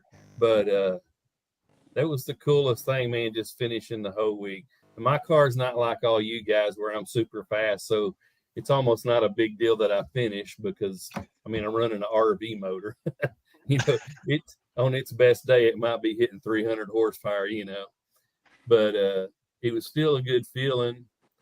And the neat thing was trying to explain that to Wes the other day, and not a gasser or nothing, but when his car in the wreck and all that, and we started talking about finishing the week, and he ended up telling me the other day when we were home, he said, man, that was the coolest feeling. I'm glad you suggested that we do all of that, and I finished the week, and it got kind of sketchy there at the end. We were 57 miles out, and I texted Adam. I said, are we supposed to be back at the track at any certain time?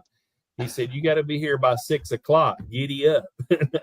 I looked at Wes and I said, we got 57 miles to go through the city of Tulsa and end up back at the track. We ended up, the bad thing was I didn't switch my gears out. I still had my 411s in because, it was raining. I knew we wasn't going to be flying. So I just left them in the whole week. And but man, we were flying through Tulsa at 80 miles an hour. That big block was screaming. When we got there, West side, I could hear your car up in front, and I was in front of you. But we made it back with 2 minutes left. But that's just the best feeling, man. And it's hard to explain to anybody. It's like when you have your first kid, or your seventh in my case, whatever. It's a feeling you can't explain to somebody. Yeah, we finally got a TV. But anyway,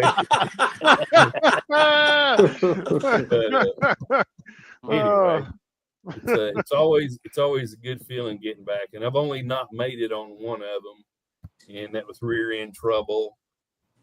And I couldn't find the parts down there in Florida at Sick Week that time. But anyway, yeah, it's hard to explain that feeling, man.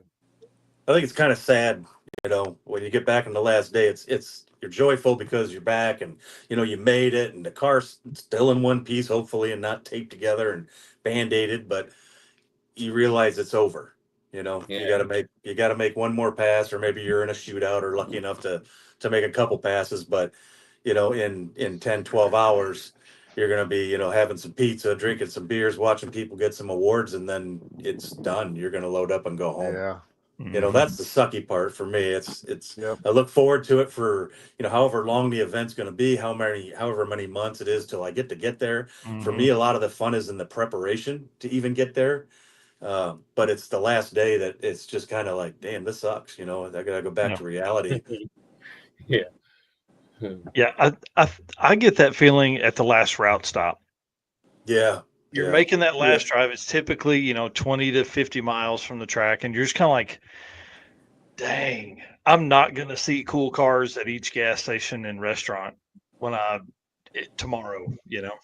Right. And even when you're changing the car over on the last day or the last morning, the sense of urgency that you had from, Monday, Tuesday, Wednesday, Thursday, or, if it's a 3-day event, Thursday, Friday, Saturday, or what have you, the sense of urgency isn't even there anymore. It's more relaxed atmosphere. Maybe the fast cars are going later in the day. And, it's just kind of like, it's a somber feeling that, this is all going to end. And it just drives you, or for me anyways, it just drives me to work harder so I can make more events. Or I can share my experience with everybody on the Book of Faces and can hang out with all you guys and everything when I can't be there. But it's just it's for me it's just kind of it's a bummed out deal. It's over. It's fun. Oh sure, we got a plaque or a trophy. That's great, but I'd rather do 3 more days of this. Yeah, it takes me about a week getting back home to not be looking for other racers, or you see a trailer and you're trying to catch up to the trailer to see what's in front of it. You all trailers, man. It's like Stockholm syndrome. Yeah. Exactly right. You get tortured and you want more. Yeah. And then you get done, and in our case, like say sick week, we've got almost 2,000 miles to drive home. And then you got all that time to think about everything you just went through. And it's almost, I don't want to, it's like borderline depression. It's kind of like, dang, this sucks. It's over with. The hangover is for real. It is absolutely is. And then you got people, like I don't know, let's say Jay, that just provokes you constantly and pushes all your right buttons. Hey Matt. But Matt. And then we got Captain Orange Helmet over here. Yep. I have to lock this up at night so Matt doesn't come steal it from me. I didn't tell you I was coming next weekend, and I'm taking that home with me. The common thing you can tell everybody who's not done it before is if you ever do one, you'll not ever want to miss another one. That's exactly right. I don't know. It's weird how it just gets all in you like that. Exactly. It'll change your life, and people think we just say that, but it does. Kind of spreads things up all the way around. I think there's something about being in a group of like-minded people and all chewing the same dirt.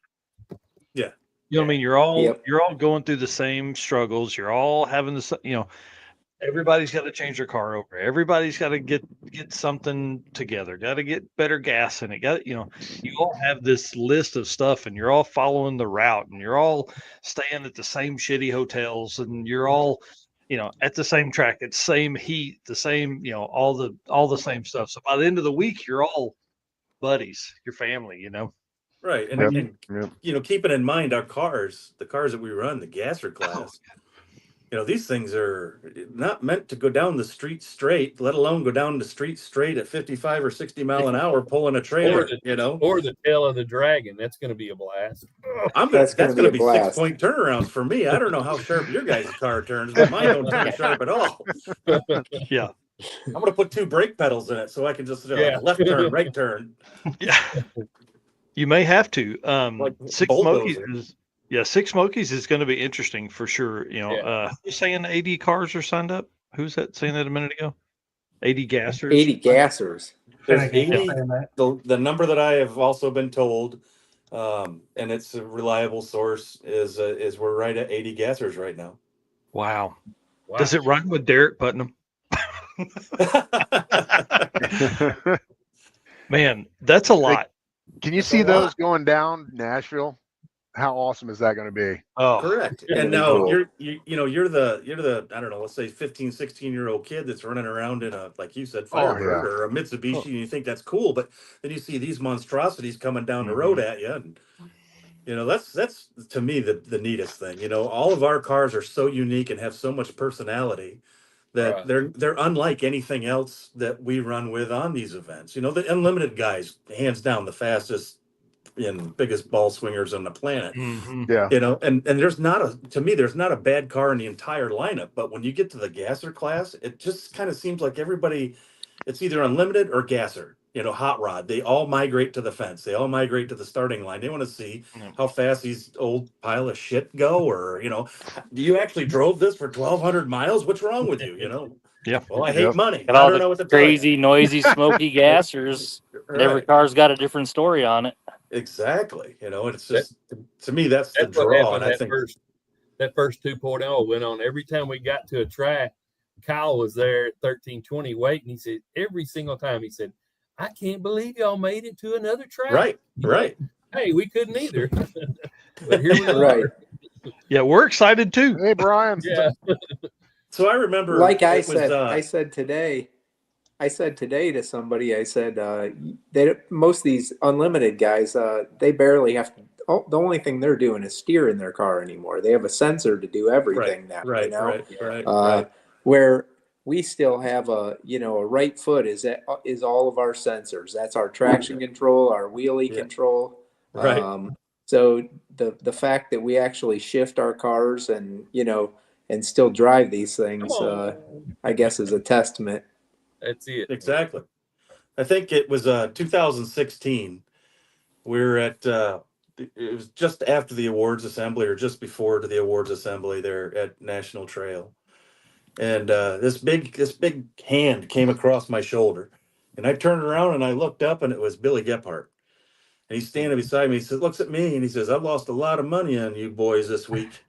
And I had no idea who this guy was at the time. And I was like, okay. And he says, every day we had a dead pool, and every day I pulled you, and every day you showed up at the track. So it was kind of cool, that this guy thought my pile of shit wasn't going to make it to the next day, and he put his own money in the hat, and every day we showed up. So it's pretty cool, and I think a lot of people think that, well, that'll never make it this week. Yeah, how do I get into that pool? Yeah. Yeah. I didn't get any of the money, and obviously Billy lost it, but yeah, man, Billy did a lot for what we do now, Oh yeah, absolutely. It's really cool. Golden guy, man. I loved him. Wow. So another question here is, what, in y'all's opinion, outside of your own car, what makes like the perfect gasser? Like, what car would make it? What setup? Like, are we looking for a certain wheelbase? Has it got to be big blocks? It got to be stick shift? Like, what's the perfect gasser in y'all's mind? In my mind, it's a 55 Chevy, man. I think it's hands down. Big block, 4-speed. Yeah, I mean, I'm a Dennis Ford guy, Dennis but I has agree. a beautiful 55 that I wish he'd get back out. But man, I just fell in love with that thing the first time I saw it. But yeah, 55 Chevy. Yep. I love the Ford 55. But Ford guy here, but I agree. I think the quintessential gasser is probably 55 Chevy. So the first car that was a gasser that I fell in love with was from the 1977 or 76 movie Hot Rod, and it was the Primer 41 Willys. Yeah, Willys. And from that point on, that was always Willys. the car I was after. But touching one of those that's not a reproduction is completely out of the question, which isn't bad. I had a reproduction 41, but that to me will always be the standout as far as a gasser for me. I love the 55. I love the 33 Willys, the Anglias. I mean, you just about anything. I really, really love them. But that Willys that was the one for me. Yeah. Can I change my vote? I think you're right. I think 40 Willys is probably it. I'll put them in as a tie. Yeah. Right. Does that have to go Anglia, Willys, and then the 55? Pretty much. Henry J. Yeah. Yeah. Oh yeah, Henry J. And you look back at these cars, these were the cars that people were building because nobody wanted. Mm-hmm. They were cheap, they were easy to get, and you modified them any way you want. There wasn't a whole lot of rules. There was their letter designation was based on weight to horsepower. So you could have a naturally aspirated A gas or, a blown B gas car or what have you, but nobody wanted a two-door Willys. They could be found anywhere, or a Henry J that you ordered out of a JCPenney's catalog. Yeah. So that's what really made it cool, is these cars were kind of the oddballs of what everybody thought they needed to drive at the time, and they wound up on racetracks, and to me that's just awesome. Well, and they were basically like the Willies and the Henry J for sure were, and Anglia were lightweight. I mean, they were thin sheet metal, made to go as far on the gallon of gas as they could get. So they were, pretty lightweight, super cheap. So when you look at that, like, is that like a Corolla today? You know what I mean? Would that be what we're looking at now? Some of these cheap cars. Obviously, we're not building the GASSER Corolla, but the question now. I'm going to ask the second part of it. Like, those cars are envisioned as that, but what makes that car that much better? Because those cars are vastly different wheelbases. Oh yeah, like a 55 is 2 feet longer in wheelbase than an Anglia, I would imagine. Yeah, the Willys I think is 104, and I think the 55 is 121 or something like that. 119. Yeah, my 33 is 100-inch, and then our 40 Willys is like 104, 105, and then I know the Anglias. I help some guys out with some Anglias, and they're like 92, 93 inches usually. So they're a handful. Yeah, you get into something like that, the ass end's trying to pass the front end. Yeah. So we run with some guys that are they go like 480s, 490s in those Anglias too. Golly. So they're taller than they are wide. Flying. Yeah, there's a question in the next segment that's asking about that. Is like, is fear a little bit of why the GASSER works like it does? So we want to answer that next. But Jay, I know you've got, what's your car, 55? Yeah, can you guys hear me? Yep. Okay. Yeah, I got that 55. But yeah, the element of fear is always there a little bit. You know what I mean? At first they're a little sketchy, but the more passes you put in them, you get comfortable with them, and they're little quirks and what they're going to do.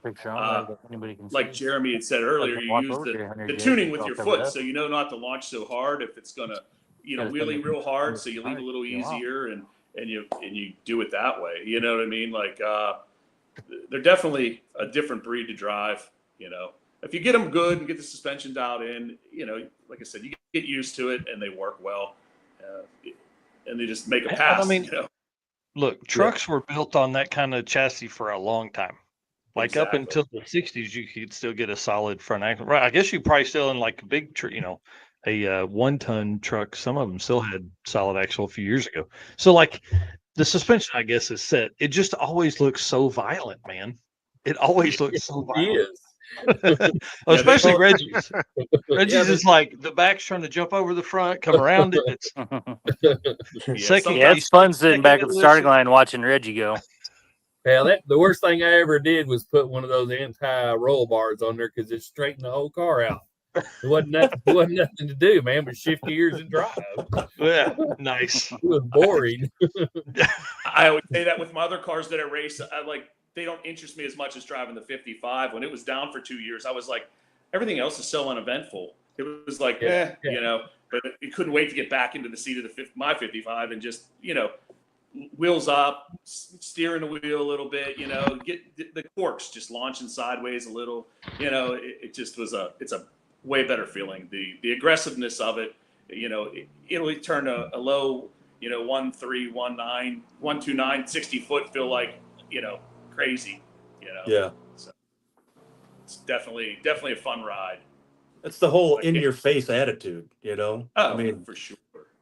The car, straight axle from that era is never meant to go more than 45 mile an hour, and we're running these babies, 120, 130 or more. Yeah, 130 or more. Loose kingpins and all kinds of shit going wrong in the front end. Yeah. Well, the faster like in my case, the faster I started going, the more I paid attention to that stuff.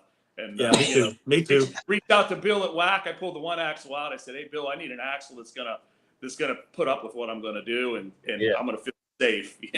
Like it's crazy. Especially you start doing some wheel stands and they come down and they just bounce hard, and sometimes you're on the pedal on and off depending on how violent it was and how high it was. We've been ours 4 inches this year. 4 inches we've bent that front axle.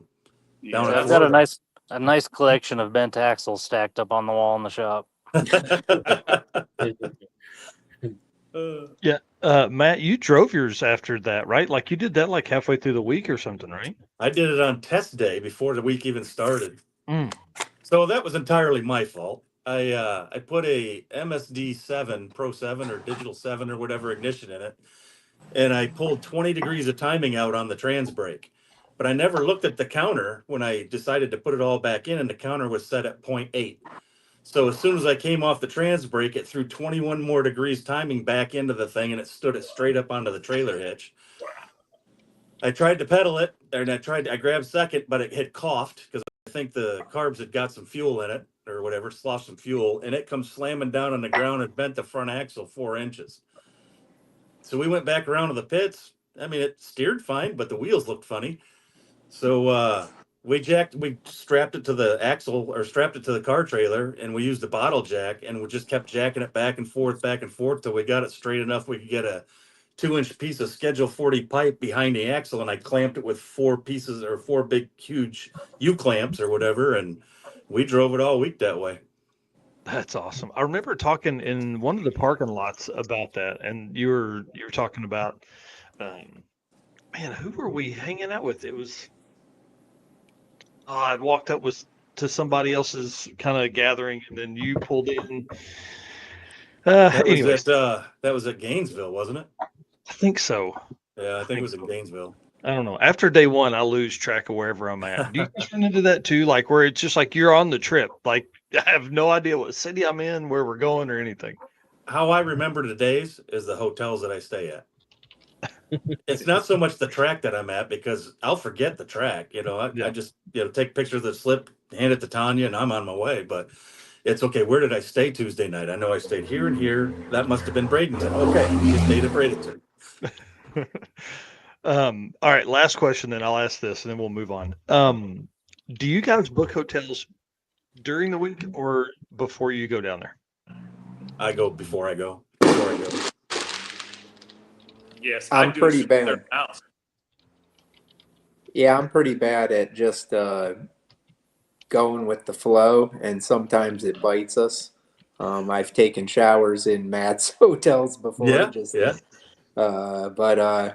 Usually we'll try to get something on the way into a place. And it kind of depends on who's going with me. I mean, if my dad's going with me or something, then we definitely get a hotel. If it's one of my boys, then we're good a night without one. So yeah.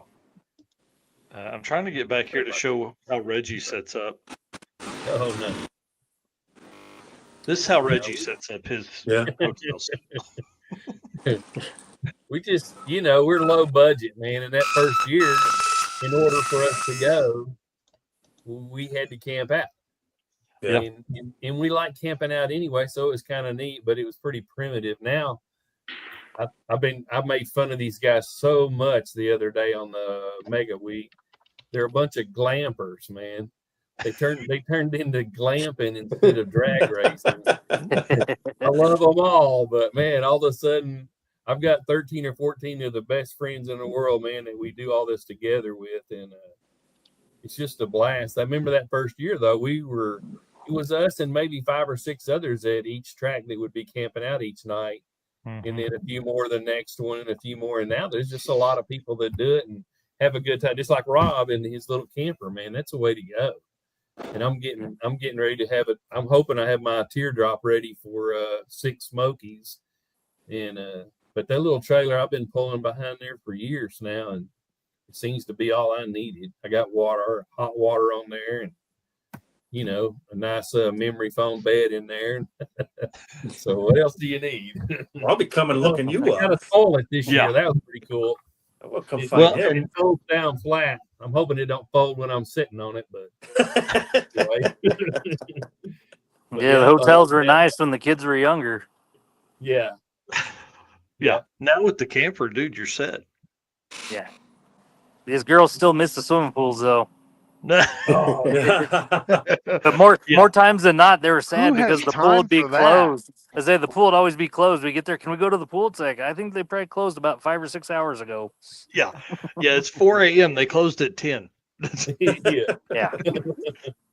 It's always nice to know you got a nice place to lay your head and a nice shower and a place to poop. Yeah. Yeah. Yeah. I can understand that completely. I like to mix it up. I like to camp a couple nights, and then we'll get hotels every couple nights because I need the Wi-Fi. To be honest, I need a desk I can sit at and edit. So that's typically what what we got to do. So you're probably busier than all of us. It's pretty intense on the media side because you're really never off. Like Right. If there's any downtime, you need to be posting, because we're trying to show as much as we can, hoping that it puts people in the stands. Eric has a tough on his side because dude, he'll take 1,500 photos a day, and then he's trying to go through those 1,500 to take out bad ones and also post up 25 or 30. Right. So we get to the hotel while you guys are drinking beers in the parking lot or showering. We're up there trying to put in 3 or 4 hours to edit a video. Yeah, that's what I mean. You guys you're working at the track, you're working while you're driving, and then you're working at the hotel. Yeah, that's harder. That's harder than what we're doing. Yeah, I love it. Now I've just got to do it in a cool car. That's the whole purpose next time is to do it in cool cars. RV. Oh, don't even start with me. Have y'all seen his Winnebago? The 73 Brave? Oh, I'm in lust. Hey, did somebody say they're going to Rock and Race this weekend? Jeremy. Yeah. Jeremy, I'll see you there. Yeah, we're there. Sure. Get there tomorrow morning. We're probably going Saturday just to watch. Are you? Oh, are you? Great. Yeah. How awesome. Cool. Yeah. Look us up and we'll all be there. I want to go do that, but I don't think Don Moyer's going to let me in. Oh, you can run anything you want there. My car's not a gasser according to him. And he could be right, but whatever. Having fun. I still love the guy, but I don't know. No, there's every kind of car there. So Yep. Yeah, okay. Yeah, it always looks like it's a fun show. Yeah, he's got like 10 bands this year. Wow. So it's going to be a good time. Yeah. I haven't been out on a race since it was the old track there, and it was we're just doing fun runs and stuff on that. So I'm looking forward to coming up just to watch what's going on to see how big it's like grown over the last how long has it been? Like 10 years now he's been doing it there or whatever. The bigger the new. Yep. So it's gonna be. I'm pretty excited. So I might even bring my wife along with me, just to let her see some things. I don't know yet. So she's watching. She's watching this. So she's sitting here. She's sitting here. I knew she was. Me, I knew she was. Over in the corner. Connie's gonna start throwing shit across there and hitting you right in the head. Yeah, well, I'm having technical difficulty. She's touching everything, pulling plugs, and I'm like, stop. So, all right. Well, all right. Eric's got to bounce. He's got some stuff he's got to get done tonight. So we're going to have him do this final ad read, and then we're all going to hang out right here. Ready? Hit it, dude. All right. Performabuilt is the official transmission builder of Drag Drive Repeat. At Performabuilt Transmissions, the goal is to engineer and build the toughest transmissions on the planet.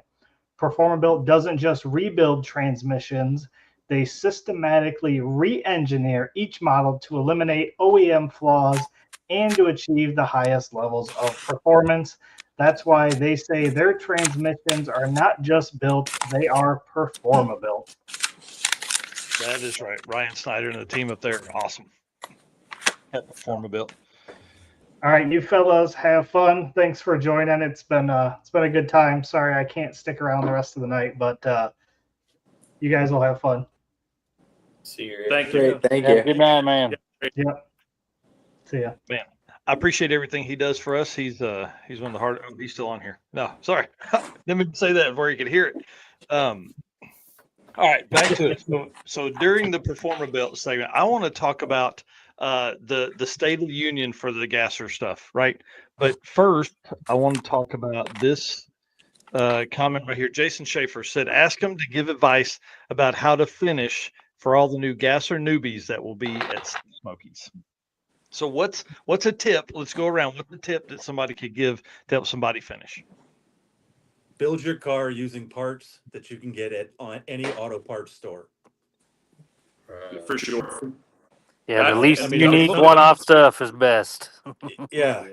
You know, if it's, you got to have a solid bottom end, you buy the solid bottom end. But if you got, you know, you don't want to be running exotic carburetors or fuel injection or some one-off intake or some handmade headers or, you know, anything that could possibly go wrong that you got to be able to Some mechanical fix. injection deal. Yeah, something that 8 stacks sticking out of the hood, you know. But don't use an AOD. That's right. build your car with parts that you can get at an auto parts store, or that you can, you know, order readily available at the track the next day. Mm-hmm. You know, Yeah, or you can find at a junkyard in any small town. Right. We see more failures because it was something that somebody had specially built, or this, you know, billet, I don't know, billet alternator bracket, you know, and it is the only thing that'll work, but now it's broken and they're out. You know, they can't get any charging.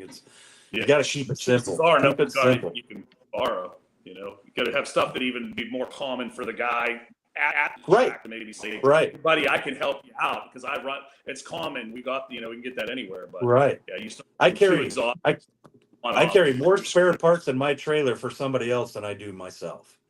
I've gone for parts and been like, wait a minute, I've never used that. Oh, I lent that to somebody. Yeah, right. And I never replaced it.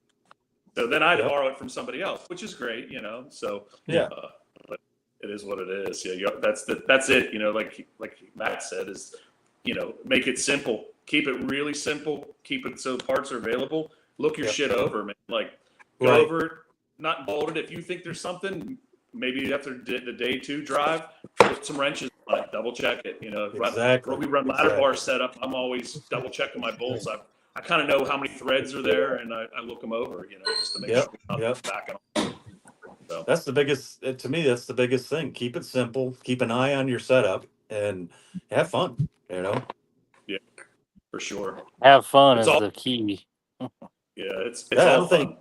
None of us are going out there to try to win, you know, the first time out or try to take first place. You know, it's all, let's go out there and have fun. Let's razz each other. Let's have a good time and help each other get to the end, you know, whatever it takes. But yeah, keep it simple, you know, keep it simple and have fun. Yeah. Enjoy the drive. Yeah, absolutely enjoy the drive. When I stop for gasoline, I'll always kick the ladder bars or the hairpins, just go around kicking stuff or pushing on it. And there's been a few times I've found some loose bolts, you know. Right. But just keep an eye on stuff. Catch it before it breaks. Yep. And generally, you're generally only going 1,000, maybe a little over 1,000 miles. It's not that big of a deal. I always say we drive 1,000 miles throughout the year, no matter what. So just keep a good eye on it and make it work. So let me ask you this: if you had 0 miles on your car and you drove it onto the trailer, would it be better to stay home, or are you going to go down? No, you definitely go. Yeah, our first one we did, we drove the car up and down the street like 3 blocks and put it on the trailer and we went. It's good. Yeah. Yes. The car hadn't been on the road in 20 years. Yeah, who hasn't done that? Yeah, I'll tell you. We drove the old truck for for Mega Week. We drove the old truck for the first time in 3 years, and it made it 400 feet down the track. So it had about 80 miles on the street before that, but it was all easy stuff. And you full throttle that thing the first time. Hey, guess what? Shit breaks, man. Right. Now you found the weak link, so you just build better. Yeah. We put a new motor in it. Yeah. So it made it through the circuit this time. So we're good. Yeah. It made 2 passes. It was perfect. No, that's 100% better. Yeah. All right. So here's what I want to do. I want to talk about the State of the Union within the GASSER community within Drag and Drive, because, like Mike Finnegan said earlier, like there's not a ton of cars that typically, like we don't have a 20 car GASSER class, right? Mm-hmm. At the circuit, we combined the GASSER and Hot Rod because we had 6 cars. So the cars are there. So my first question is, like, how great is the recent push for GASSERs in Drag and Drive? And then from there, how do we grow the community? I know I like the rules that Matt came up with, Matt and Adam or whoever was behind it. And it seemed like a pretty good deal. And there was options for, if it didn't have a whatever axle, or there was lots of ways to be going through and being a gasser. But and then all of a sudden, for months, people are going, I'm building a gasser for this. I'm building one. Man, I'm starting it. Everybody's showing pictures. And then we get to the track and there's only like 8 or 10 of us there, maybe. Yeah. Now guys like me just don't show up with their car. Yeah, it's just, who didn't do that? But yeah, it was disappointing. And so I'm really looking forward to, like you guys are saying, the 6 Smokies. Hopefully, 50 of them will show up. Mm-hmm. Yeah. If a bunch show up, then they'll be hooked. Yeah, I think it's the total number of gassers out there in the community, percentage-wise, is probably pretty low. And when you're trying to get registered in 3 minutes for drag week or sick week, the likelihood of 2% of the cars getting in and having a good car count of gassers is going to be difficult. I think with them opening up the window for gassers first made a huge difference. I think of course I'm biased. I think they should open it up early for every event for gassers only, right? I mean, it's absolutely you see X amount of Camaros or Mustangs, modern Camaros or Mustangs filling up the class in if it's dial your own or something like that. That's a lot bigger window. That's a lot bigger pool of cars to fill. And I think it's just because you filling up drag week or sick week in 3 minutes or 1.5 minutes. It's just, you just can't get in there. And I think that opening that up to say, hey, we want gassers at the event. I mean, if you can pull 80 gassers for a special sick event, I mean, you should be able to pull 15 or 20 for a regular event. It's just the fact that you just can't get in there.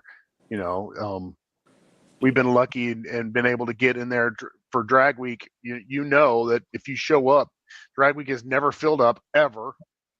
And we didn't even register for drag week because we didn't plan on doing it until they announced, the tracks. We just showed up late in that day and got in because only 360 people showed up or something. They'll never turn anybody away either. Drag week, if it's got to go a little over, like you said, it's all the years I've been doing it, however many that is, it's a ton. They've never turned anybody away. It's never filled up. But I would have to say, like last year drag week, in my recollection, I think we had a pretty big gasser filled. It wasn't a ton, but it was more than normal. It was more than, the handfuls. And there was, a lot of them were getting pretty quick, So I was like, wow, there's a lot of cool cars. So to open it up for the community, I think like Mike had said, it's just, it's kind of hard to get them all there because it's not specialty towards them. And I think a lot of guys don't really, I've talked to guys over the years that have gassers like, I wouldn't take mine on a trip like that. I don't know. Yeah, that's what I was going to say. It's like they get a little sketchy about it.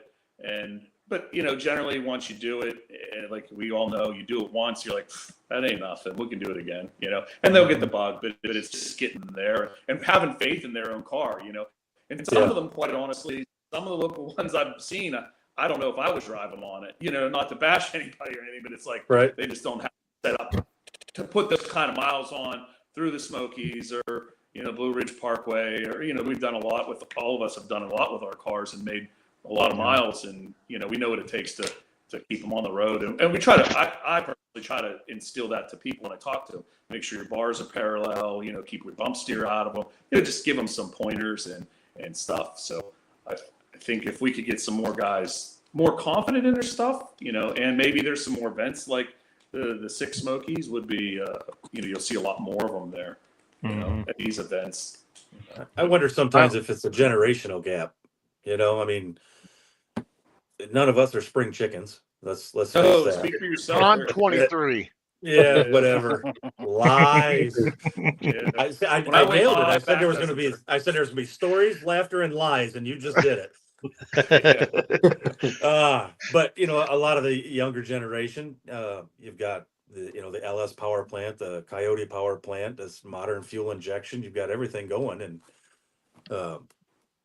the last thing they're thinking about is, building something that's got a straight axle, nose high stance, and steers like a dump truck, and drives. It's like a parachute, going down the road. So I don't know if maybe that's part of it, or like you guys had hit on, it's it's tough getting them involved when the sellout goes so fast. Yeah, I kind of feel like maybe if they had, each class had a bucket to fill, it wasn't just first come, first serve general. You know what I mean? If you said, I've got 8 unlimited spots, I've got 8 ultimate iron spots, I've got 16 gasser spots, I've got 12 hot rod spots, then people would see, oh, I can get into sick week. They only had 11 people show up for hot rod class or something. You know what I mean? Right. If it wasn't just a free for all, I think, but God, to be able to handle that, I mean, Mike, you know how hard it is to put these events on. I don't know how you'd even begin to do that. Nope. That sounds fun. That sounds like a whole lot of fun, but we're probably not going to do that. Yeah, I don't even begin to know how you would do that. But here's the thing: you're on the right track, though. Right, for like DYO, hey, we're going to take 150, or Street Machine Eliminator, we're going to take 150. Like, you're not going to do that for that class. But for something like Six Smokies or Mega Week, they can do that because they want, they're pursuing that class. They're pursuing those, freaks, the street freak cars. They're trying to get those cars built in. So you can do that. You could have that as a weight, Terry Scott says, I don't have a gasser, but my Coyote Swap Galaxy will be there. That's what's up. That car is a blast too. That car is awesome. So what's your that guy? Yeah, what's your late model engine? I know Rob is probably ran the newest engine setup in a gasser style car. What's your thoughts on that? Keep the hood closed, don't care what the engine is, or it needs to be period correct? I'm well, fill the class up, get people out. Yeah, you think about that. I remember when Sega started, and the rules for Sega are strict. Yeah, and I remember when it started, I'm like, man, are they going to get people to sign up for this? Because I mean, the wheel tire combination, I think like even AGAS has like, if you have to launch with the wheels more than 12 inches off the you know what I mean, very strict. We've looked at it, and I mean, ultimately, eventually, I would love to field a Sega car, but the number of cars that are in Sega now, and then especially like the Superstock classes, I remember when they started those, there was like 3 cars. It is amazing what they've done. So I'm a kind of a purist kind of guy. I'm like, I kind of like the drag week rules and the sick week rules. I like the limit on the engines, even though the hot rod drag week rules did limit me on what I could build for the Fairlane when I did decide to build a big block. I mean, I always wanted a Boss 429 engine, but they had 68 or older for the Fords, you know what I mean? And so it kept me from being able to build that engine. That's changed now. Not to jam on anybody or anything. I mean, I'm just, speaking, I don't think an LS is like the purest of gasser stuff. They're the fastest, probably.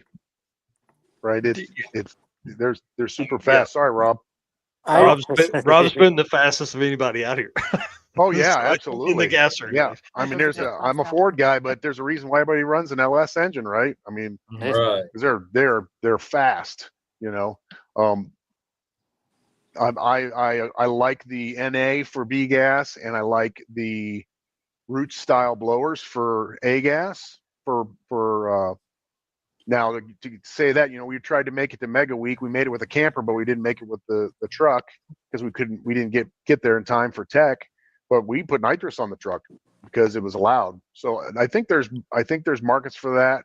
I think that I like the older style stuff a little bit more, but we were planning on we tried like hell to get to Mega Week and be competitive with a 200 shot of nitrous on the truck, Yeah. So you can't. Does anybody know the rules? I know Tom put in like an outlaw gasser. Is that just because my blower loves nitrous? I don't know. dual power adders. I like your style. I think probably the outlaw class will be whatever goes. You know what I mean? They're not going to restrict it. So GASSER got it on there. They're not going to. They want to see the same thing everybody else does. They want to see fast shit. You know, like it's going to violence faster. You know, So that's why it's going to be the outlaw class. I don't know what kind of rules. The other classes already have a good set of rules. So that one being outlaw is going to probably be whatever it is. You know, like which is cool. Yeah, which is great. You know. Yeah. Oh yeah. I would imagine Tom probably had that class in like a preemptive because he's trying to get his done now. So he's using the drag week rules. Pretty much drag week rules. That's why I'm a little bit worried about even going, because I have a chopped top, so that knocks me out of both of them, and I have no fenders. That knocks me out of both of them. That puts you in the out. Yeah, but we talked to them before about that. The body alteration thing is more of they don't want like the like a 40 Willys in there with like the pro mod style body and stuff like that. I'm hoping I can slide in down at the bottom. He says horror fits the spirit of a gasser, so I'd say yours fits the spirit of a gasser. I mean, very much so. Your chop top is no aerodynamic. You know, you have a brick. You have a brick also. This is the same argument that I had with Keith Turk and David Freiberger with the 41 Pontiac. That car had zero weight advantage, had zero aerodynamic value whatsoever to it.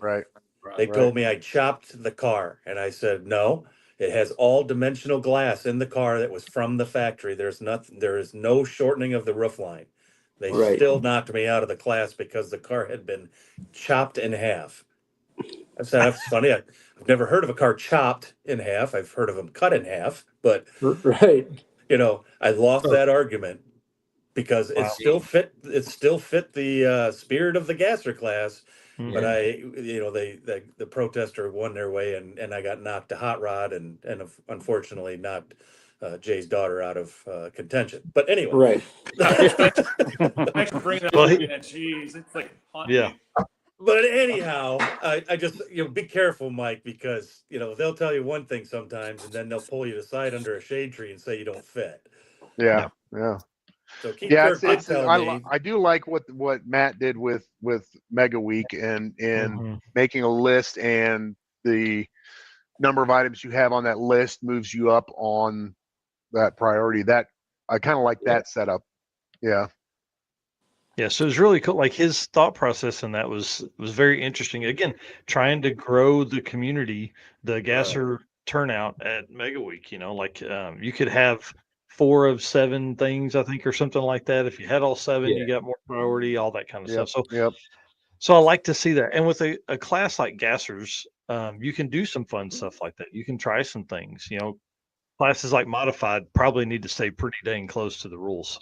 Oh yeah, absolutely. Because those guys are going to be fast. So, all right, this is going to be maybe a little controversial for you guys and in the comment section, but what is the newest car that could be built into a gasser? 68. I probably agree. I would agree. 68. Yeah. I was thinking like 67, but 68. I'm thinking 60. I'm thinking 67. Because it's about that era that they started morphing into the funny car. Right. Yeah, that's what the gassers just kept kind of evolving, and they kept morphing into technology and tires and stuff. They had that. I forget who it was that had the Ford that was it was a tilt up body, but it was all steel. Ford or a Cyclone Comet. Maybe, or was it Comet? Something, And that, I believe that was in 68 or 69. Yeah, what was the 69 Mustang, the Warhorse that had a twin turbo? That was Ohio George's car. Yeah. So, that would be pretty cool. That'd be right at the 68, 69 era, But I'd still lean towards 68. 67, 68 would be my, if I was putting on an event, I would agree with that. So no 85 Caprices? No, sir. No. I would say if they open it up to that, we'll end up seeing a Fox body like Adam Hodgson or something. He'll just jack it up and come out and kick everyone's ass, and take all the fun out of it. They're like, that's not a gasser. That's just long travel front suspension. Right. It's turn just the a no-prep coilovers car. way up. But it looks like a gasser when it's under full throttle. Right. Yeah, that's right. That's right. True. That's fun. All right. So that actually leads into my next question is Finnegan's front suspension. I was hoping he would Oh, back geez, on you're here gonna go right there? now. I mean, I He's think got we a- have he's got to. a trophy truck suspension under that thing. Yeah. So that's what I was going to say. I feel really. like it fits the look, but would drive way better than a solid axle at that kind of speed. Now, Rob Lepenske is probably the only one that can kind of talk to this about going at that speed with that kind of front suspension. So, what's y'all's thoughts? I mean, not right or wrong, but like, are we going to see that kind of stuff as we move into the future? That one was enough for me. I hope not. I got A-arm suspension. Is going to go into my Falcon now instead of a straight axle because of it. So, what kind of speeds? What kind of speeds have you been? I've been 171. Okay. So, yeah. Besides being a brick up in the air, pushing the air is more of the problem than anything. Yeah, we're in the 150, 160 range. So, with a straight axle. I forget that you run that car. Yeah. So when I was working for Dennis, we started the build on Tom's Nomad, and I pretty much did all of it up till they started doing the chassis stuff. But I mean, I'm not going to say what the plan is, but it's super, super trick because he's wanting to go over 200 miles an hour. So I guess that's the argument. If you want to be safe at that speed, you got to change up the whole gasser deal. I don't know. So, I mean, is it still a gasser, or is it just a cool evolution to the gasser? I don't know, man. I think that's where the rule might have to, like that outlaw class that Tom had come up with, that he had come with for the Six Smokies, is maybe that's where that kind of stuff would fit in at. It's still a great class, but now you're taking a gasser to a whole new level with a whole new thing. Is it still a gasser in spirit? But what are you looking for? You know what I mean? It's like that. It's like the limited part. Like you got the regular Mustang, and then you got the limited Mustang. So to me, I think that might be where the rule changes, or maybe there's an added class. But then again, that'd only be for one or two cars. So it's something that everybody would. It's going to be an argument no matter what. In my opinion, a gasser should have a straight axle. I get some of the safety stuff, but guys have been going really fast with that stuff, and you build for that. I mean, if your car's a brick and you want to go 200 miles an hour with it, well, maybe a gasser isn't the best way to go to begin with. Right. How do you go 200 miles an hour with an 850 cage? Yeah, but you know what I'm saying. But yeah, there's a limitation to everything. You know what I mean? Like, yeah. So to me, it's always going to be. I like the old school stuff. I've had front engine dragsters. Yeah, maybe it ought to be something that you couldn't get before 68, Yeah, there were gassers that were A-arm back in the day. I mean, but that's kind of where the class started. It was just a gas class and kind of evolving. So A-arms were in the mix, but again, so if you have an original style A-arm car, maybe, and then you got to move to the axle. You're starting getting into some of that stuff. And I guess I agree too with getting probably the most people in that we can also that at least fit the spirit. Like Mike, Keith came to me at sick week and he said, well, your car's a little bit low. And I said, well, I can raise the shock up. All I have to do is drill one more hole in the, and my car was fairly high in the front end. But he said, but with I had running boards on it, and with the running boards on it, it looked like it had a little bit of a rake to it. So I said, I'll change it. And I said, I told him right there, I said, it was one of those things that Mike's car has, it says fuel injection with, stack or, if you use the fuel injection, it has to be with a stack or a hat. It doesn't. And I love the way he used it to his advantage. There's injectors in the blower. It doesn't say you can't put injectors in the blower. So I say totally legal. I want to run him. If I want to beat somebody, I want to beat them at their best, I guess. So I really don't care what they want to do, as long as it fits the spirit. That's awesome. And I mean, I think that's probably those are all the right answers. I think that's one thing that's really cool about Gasser and what we're going to see, what we've seen in the last 50, 60 years of these cars being around, 70 years of these cars being around, is like now you have an entirely new generation of people that are getting introduced to this style. Like, I love how wild a lot of that stuff is. I love how it just looks like something that's not going to be in the parking lot. A lot of the cars, like you guys were saying earlier, they're cars. Like, we're racing regular cars. We're just upgrading them to where they go fast. But a Gasser's, there's not a car, truck, any minivan on the market that has the nose high. Not one. Right. So when you pull in the parking lot, you see that, and you go, "Oh, wow, okay, this is interesting. I like this." And then of course, there's probably not a quiet Gasser in the bunch. I know not here for sure. We might see a few at Six Smokies, just some guys kind of out having some fun with them. But I think it's going to be awesome to see what will this year, 2025, do for the Gasser community within the drag and drive community. Are we going to start seeing 25 and 30 of those show up at an event that have been built purposely to be street cars? Because a lot of times those guys are building them to take them, I would think. I don't know this Gasser community like you guys do, but they're building them to take to vintage shows. They're finding the neat, cool trinkets of vintage technology to put on those cars to show them. Like you would never show up to Sega with late model stuff on your car. But I think those guys search that out. They're trying to find that old stuff. I'm looking forward to seeing, I hope, a whole bunch of really nice paint jobs with some old-fashioned lettering, man, some hand lettered and shadowed in there, and some really cool colors. Even though there's not a drop of paint on my car anywhere, I still like to look at that stuff. And some really cool lettering, And I think Tom has given us a really good opportunity to show up.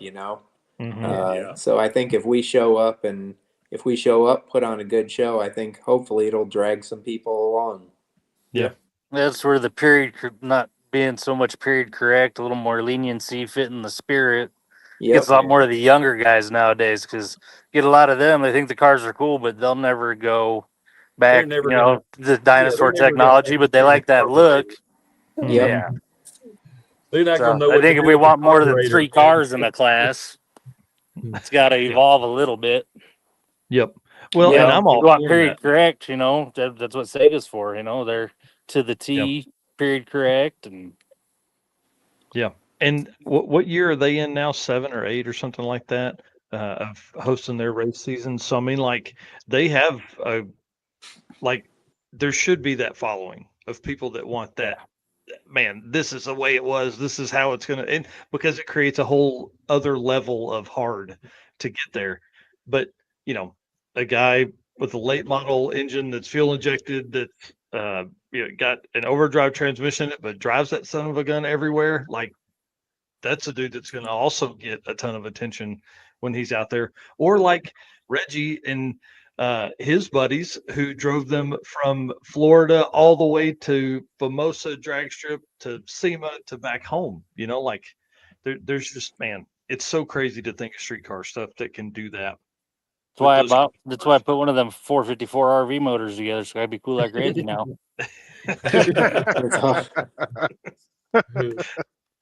There's definitely going to be, like with the Gasser stuff, there's definitely going to be, different strokes for different folks. One guy might come in my car and look and say, "Oh man, that's cool." Maybe, another group of people are going to look at another car that's more technology, has more advancement in it, and be cool with that too. So you're always going to get 2 different sides of people looking at the Gassers, what they want, or what they feel in their opinion is what they want to see, or how they want a build to be. So, But you got to admit, when you pull in a gas station and there's a bunch of us there, there's just not a whole lot of people running over looking at the belly button Mustang cars. They're trying to figure out how this guy in the Model A is driving this thing and why he can't hear because his pipes are sticking straight up in his face.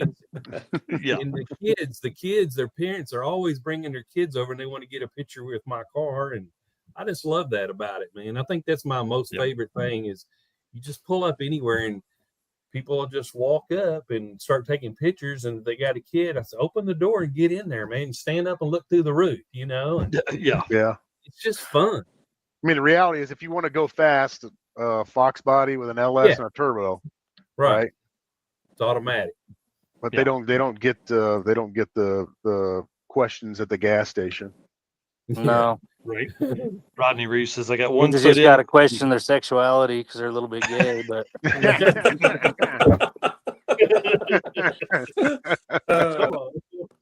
we went there. Well, I want to run through a few photos here while we kind of tell stories as we wrap into what I'm going to call the last 30 minutes here as we say bye to each other.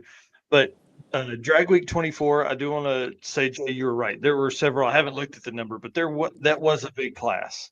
There was a lot of folks that were in at the GASSER class at Drag Week 2024. So I've got some photos from here. I've got some photos from other events that we've attended. So I want to go through here. I mean, I want people to know. My last note here is about the rockin' race at Dragway 42 and kind of who all's going, what all people can expect to see, and then I want to talk about one other topic within that. Don Moyer puts on the Rockin' Race. He's going to be with us at the Six Smokies. I know there's actually a few cars from around here that's coming down to the Six Smokies, and he look at that guy. He's having the Rockin' Race at Dragway 42 this weekend. They have big swap meet, tons of bands. They have funny cars, front engine dragsters. The only modern car that's going to be there is Larry Dixon usually brings his two-seater out and makes a couple passes. I think the Lepens are coming. Yeah, Jeffrey and Jeff are coming out just to make some exhibition passes. They have a jet-powered Amish buggy. They have, all kinds of different things. So you could bring your whole family out and there's always something to see or something to do. It's a pretty good event.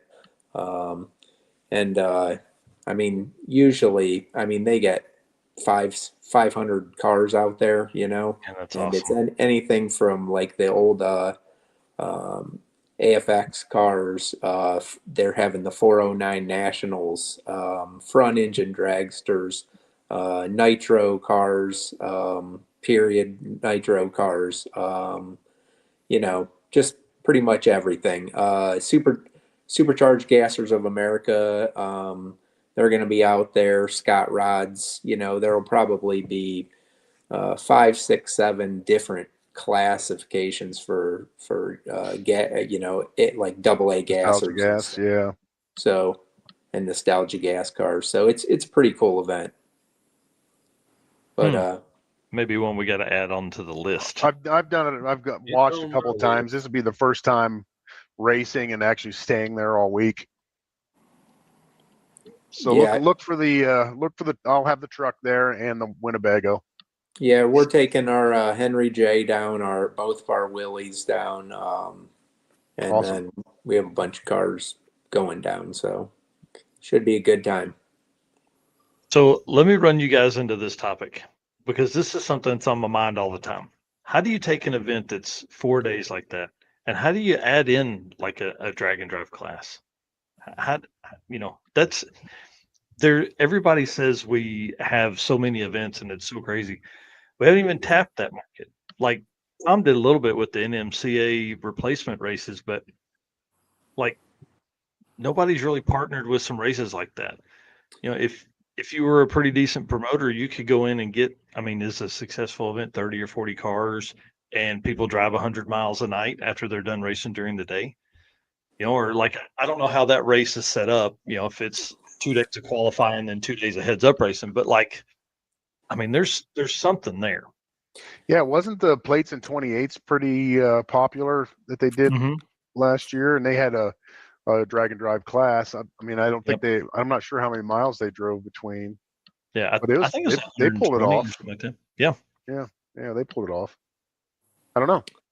I think a lot of these big events, though, it's probably the promoters. Like a big event like this, there's so much going on that they would need someone else to take charge and run that section of it, which would but I know that even the weekend, I believe the weekend of Six Smokies, there's one in Ohio, a drag and drive, which is right in our backyard, and we're gonna end up going to Six Smokies. But but we are gonna have a couple cars that are gonna stay back and probably do I think it's called Skips.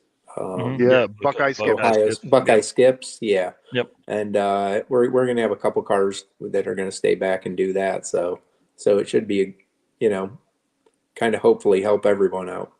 Yeah.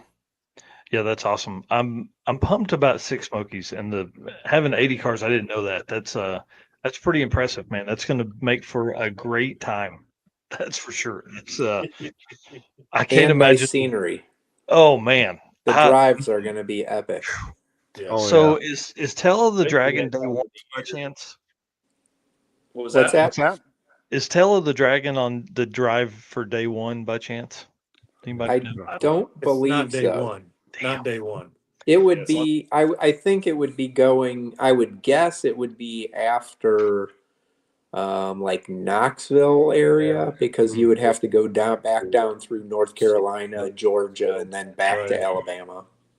Yeah, so the wife and I are going to fly into Nashville a couple days ahead of Six Smokies, hang out with some friends, and we're going to. I'm going to rent a car or something and go down and do day 0 and day 1, and then we're going to party Monday night, I guess, in Nashville with everybody, and then watch racing Tuesday, and then fly back home because I've got the Midwest Drag Race Series Pro Mod stuff ends.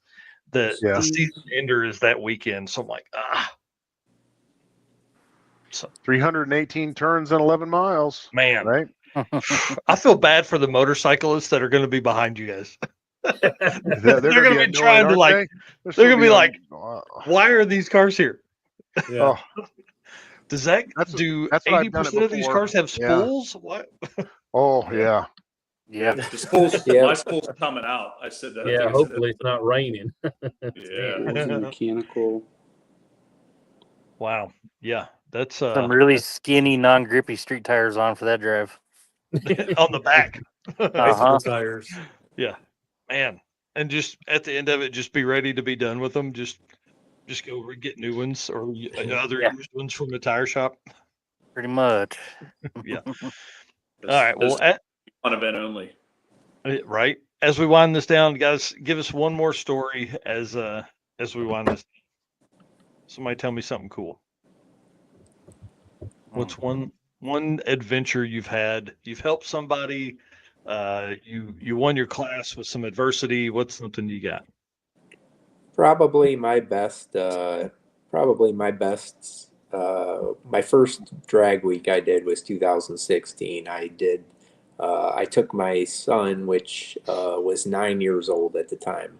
So that was a week of, good bonding with him. Taught him a lot. It was hot in 2016. So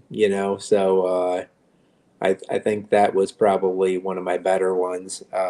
And also just doing it with all my family, all of my boys, my dad, friends I've met along the way, friends I see now more often just because of the drag and drive stuff. So, yeah. Matt, what about you? Well, other than sick week this year, this was the first time I've ever brought my wife on a drag and drive, and she's completely hooked now. She absolutely loved it. And thank our lucky stars that everything that broke we were able to fix and continue on. Not like the prior 2 years, but the one memory that really kind of sticks out in my mind is last year on sick week again when the we ate the cam and lifters.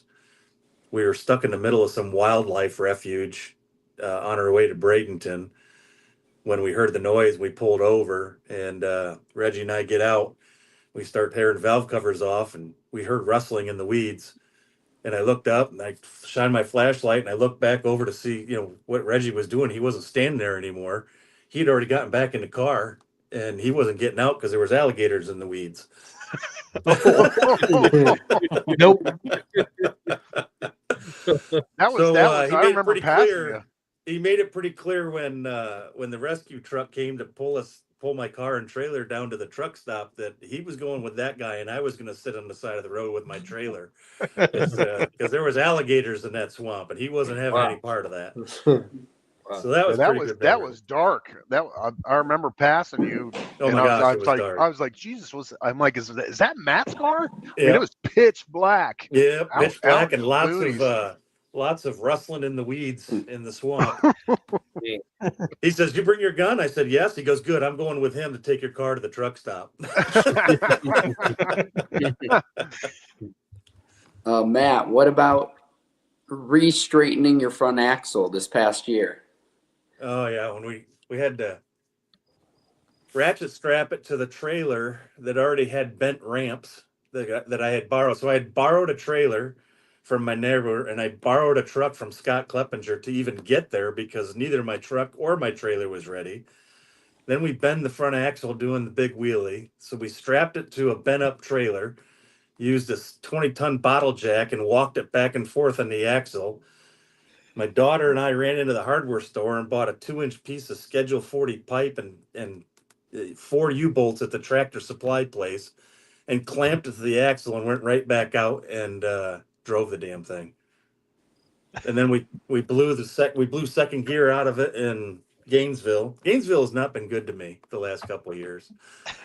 But we figured out right away how to shift it like a power glide, and we finished the week. But that's awesome.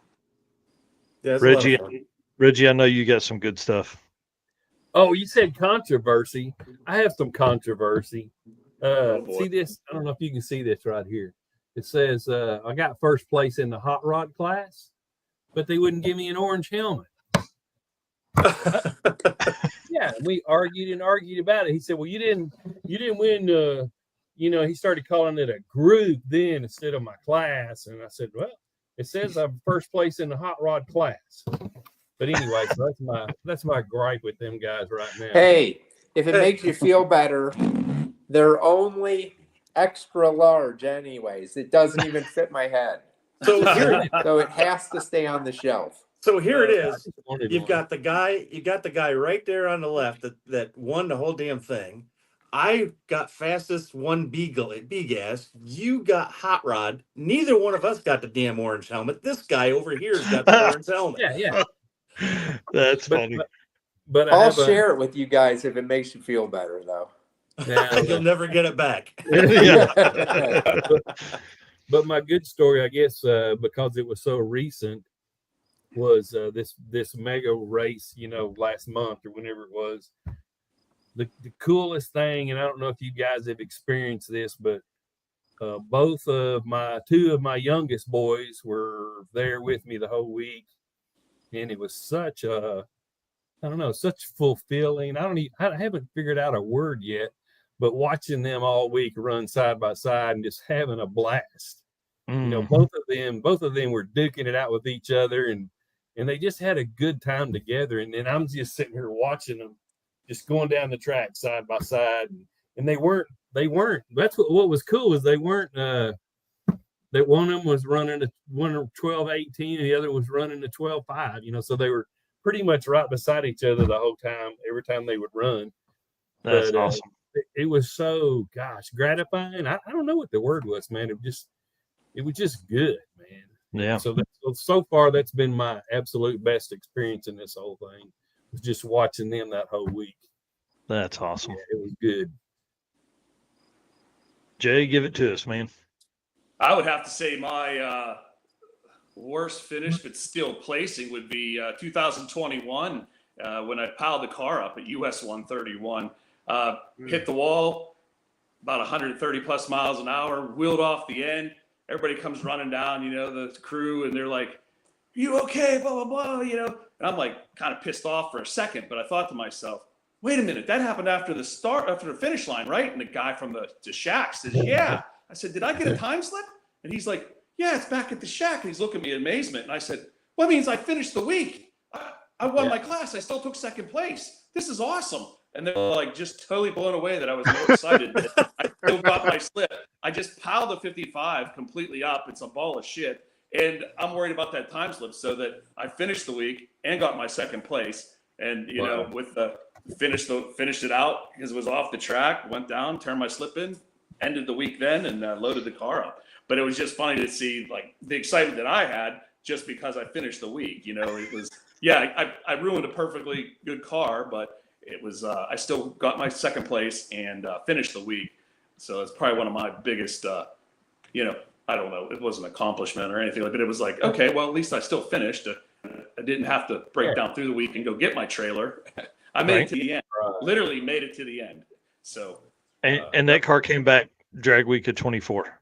Yeah, it came back. And you're like a movie star. You're on. Yeah, he is. I wanted to have my redemption at US 131, and you know, like just to make a nice solid pass. And it started out the same way as it started out in 21. The guy in front of me broke. I watched because I was in the water box. I watched Goldstone wipe out, and I was like, oh man, they backed me out of the box. So the guy in front of me this time breaks his car, oils the track down, backed me out of the box. I was thinking, oh shit, this is exactly how it started last time. But I made my pass, and the car's working the same as it did back then. You know, right off the trailer, you know, 982 and running its 980s, and it was good enough for naturally aspirated for me. So, but that was my, that's probably like, I mean, there's a bunch of stories here and there, but that was a pretty good one to finish the week and still take my award, you know? Yeah, that's awesome. Yeah. Mike? I'd probably start with 2019, our first event. And, you know, we went in with the mindset, we just want to survive. And we struggled, and we survived. And I just remember the last day, made our pass, and then I'm driving back to where we're pitted at, you know, and I pull in, and they said, they just announced you got third in B-gas. I'm like, what? How the heck did I get third in B-gas? Well, because nobody else survived. I'm like, all right, I'll take that. You know, 15-second average because we struggled so bad. But, and then just like, I mean, the next year they used the Fairlane, like for the announcement for the next year drag week tracks, and just the fact that like people are kind of getting what we're trying to do with the cars, you know what I mean? They're kind of like, yeah, man, you know, Mike Galimi, he interviewed us that for drag week 2019. So people kind of dig our stuff, you know, so that's kind of like, you know, and we just had the truck, you know, the last race that Dad's ever going to do, his health is failing, was drag week 2024, and he didn't make it the whole way. He's still with us. He just got really ill from the heat and everything. But they put the truck in the Sick magazine last month or last issue from all the pictures and stuff they took of me and him at Sick Week in 2024. So cool. You know, that's cool. That kind of stuff's important to me, you know, making memories. Probably another big part of that is, you know, really getting to know my dad as somebody other than just my dad. You know what I mean? You spend a week with somebody straight, you know, that's way different than, you know, coming over for a barbecue or, you know, come and help with, you know, move something around the house or something. It's a much different situation. So I'm pretty thankful that this kind of event has allowed, you know, me and my dad to really become a lot closer. Not that we weren't, but just another level of close. And then, you know, your friends, you know, spending time with your friends and really tightening that bond. And I consider myself really, really lucky to have the close friends that I do have. Yeah, that's awesome. Yeah. Rob, send us out, dude. Yeah, I'm kind of gonna have to roll with Reggie on this one. Like this year, not having my car for Mega Week, but it was all right because with both the girls racing this year, McKenna, her first time racing solo by herself, running 14-0, being out of Junior Street, and then Skyla starting Junior Street this year. So just being able to be there and help them get through and not have to worry about my junk, it was a whole good time. That's awesome. And I didn't have time to mess with my car, even if I wouldn't have, because I'd get McKenna up because Junior Street ran right after 14-0. So I'd get McKenna through. I'd have to get her up there so she gets the front of the line.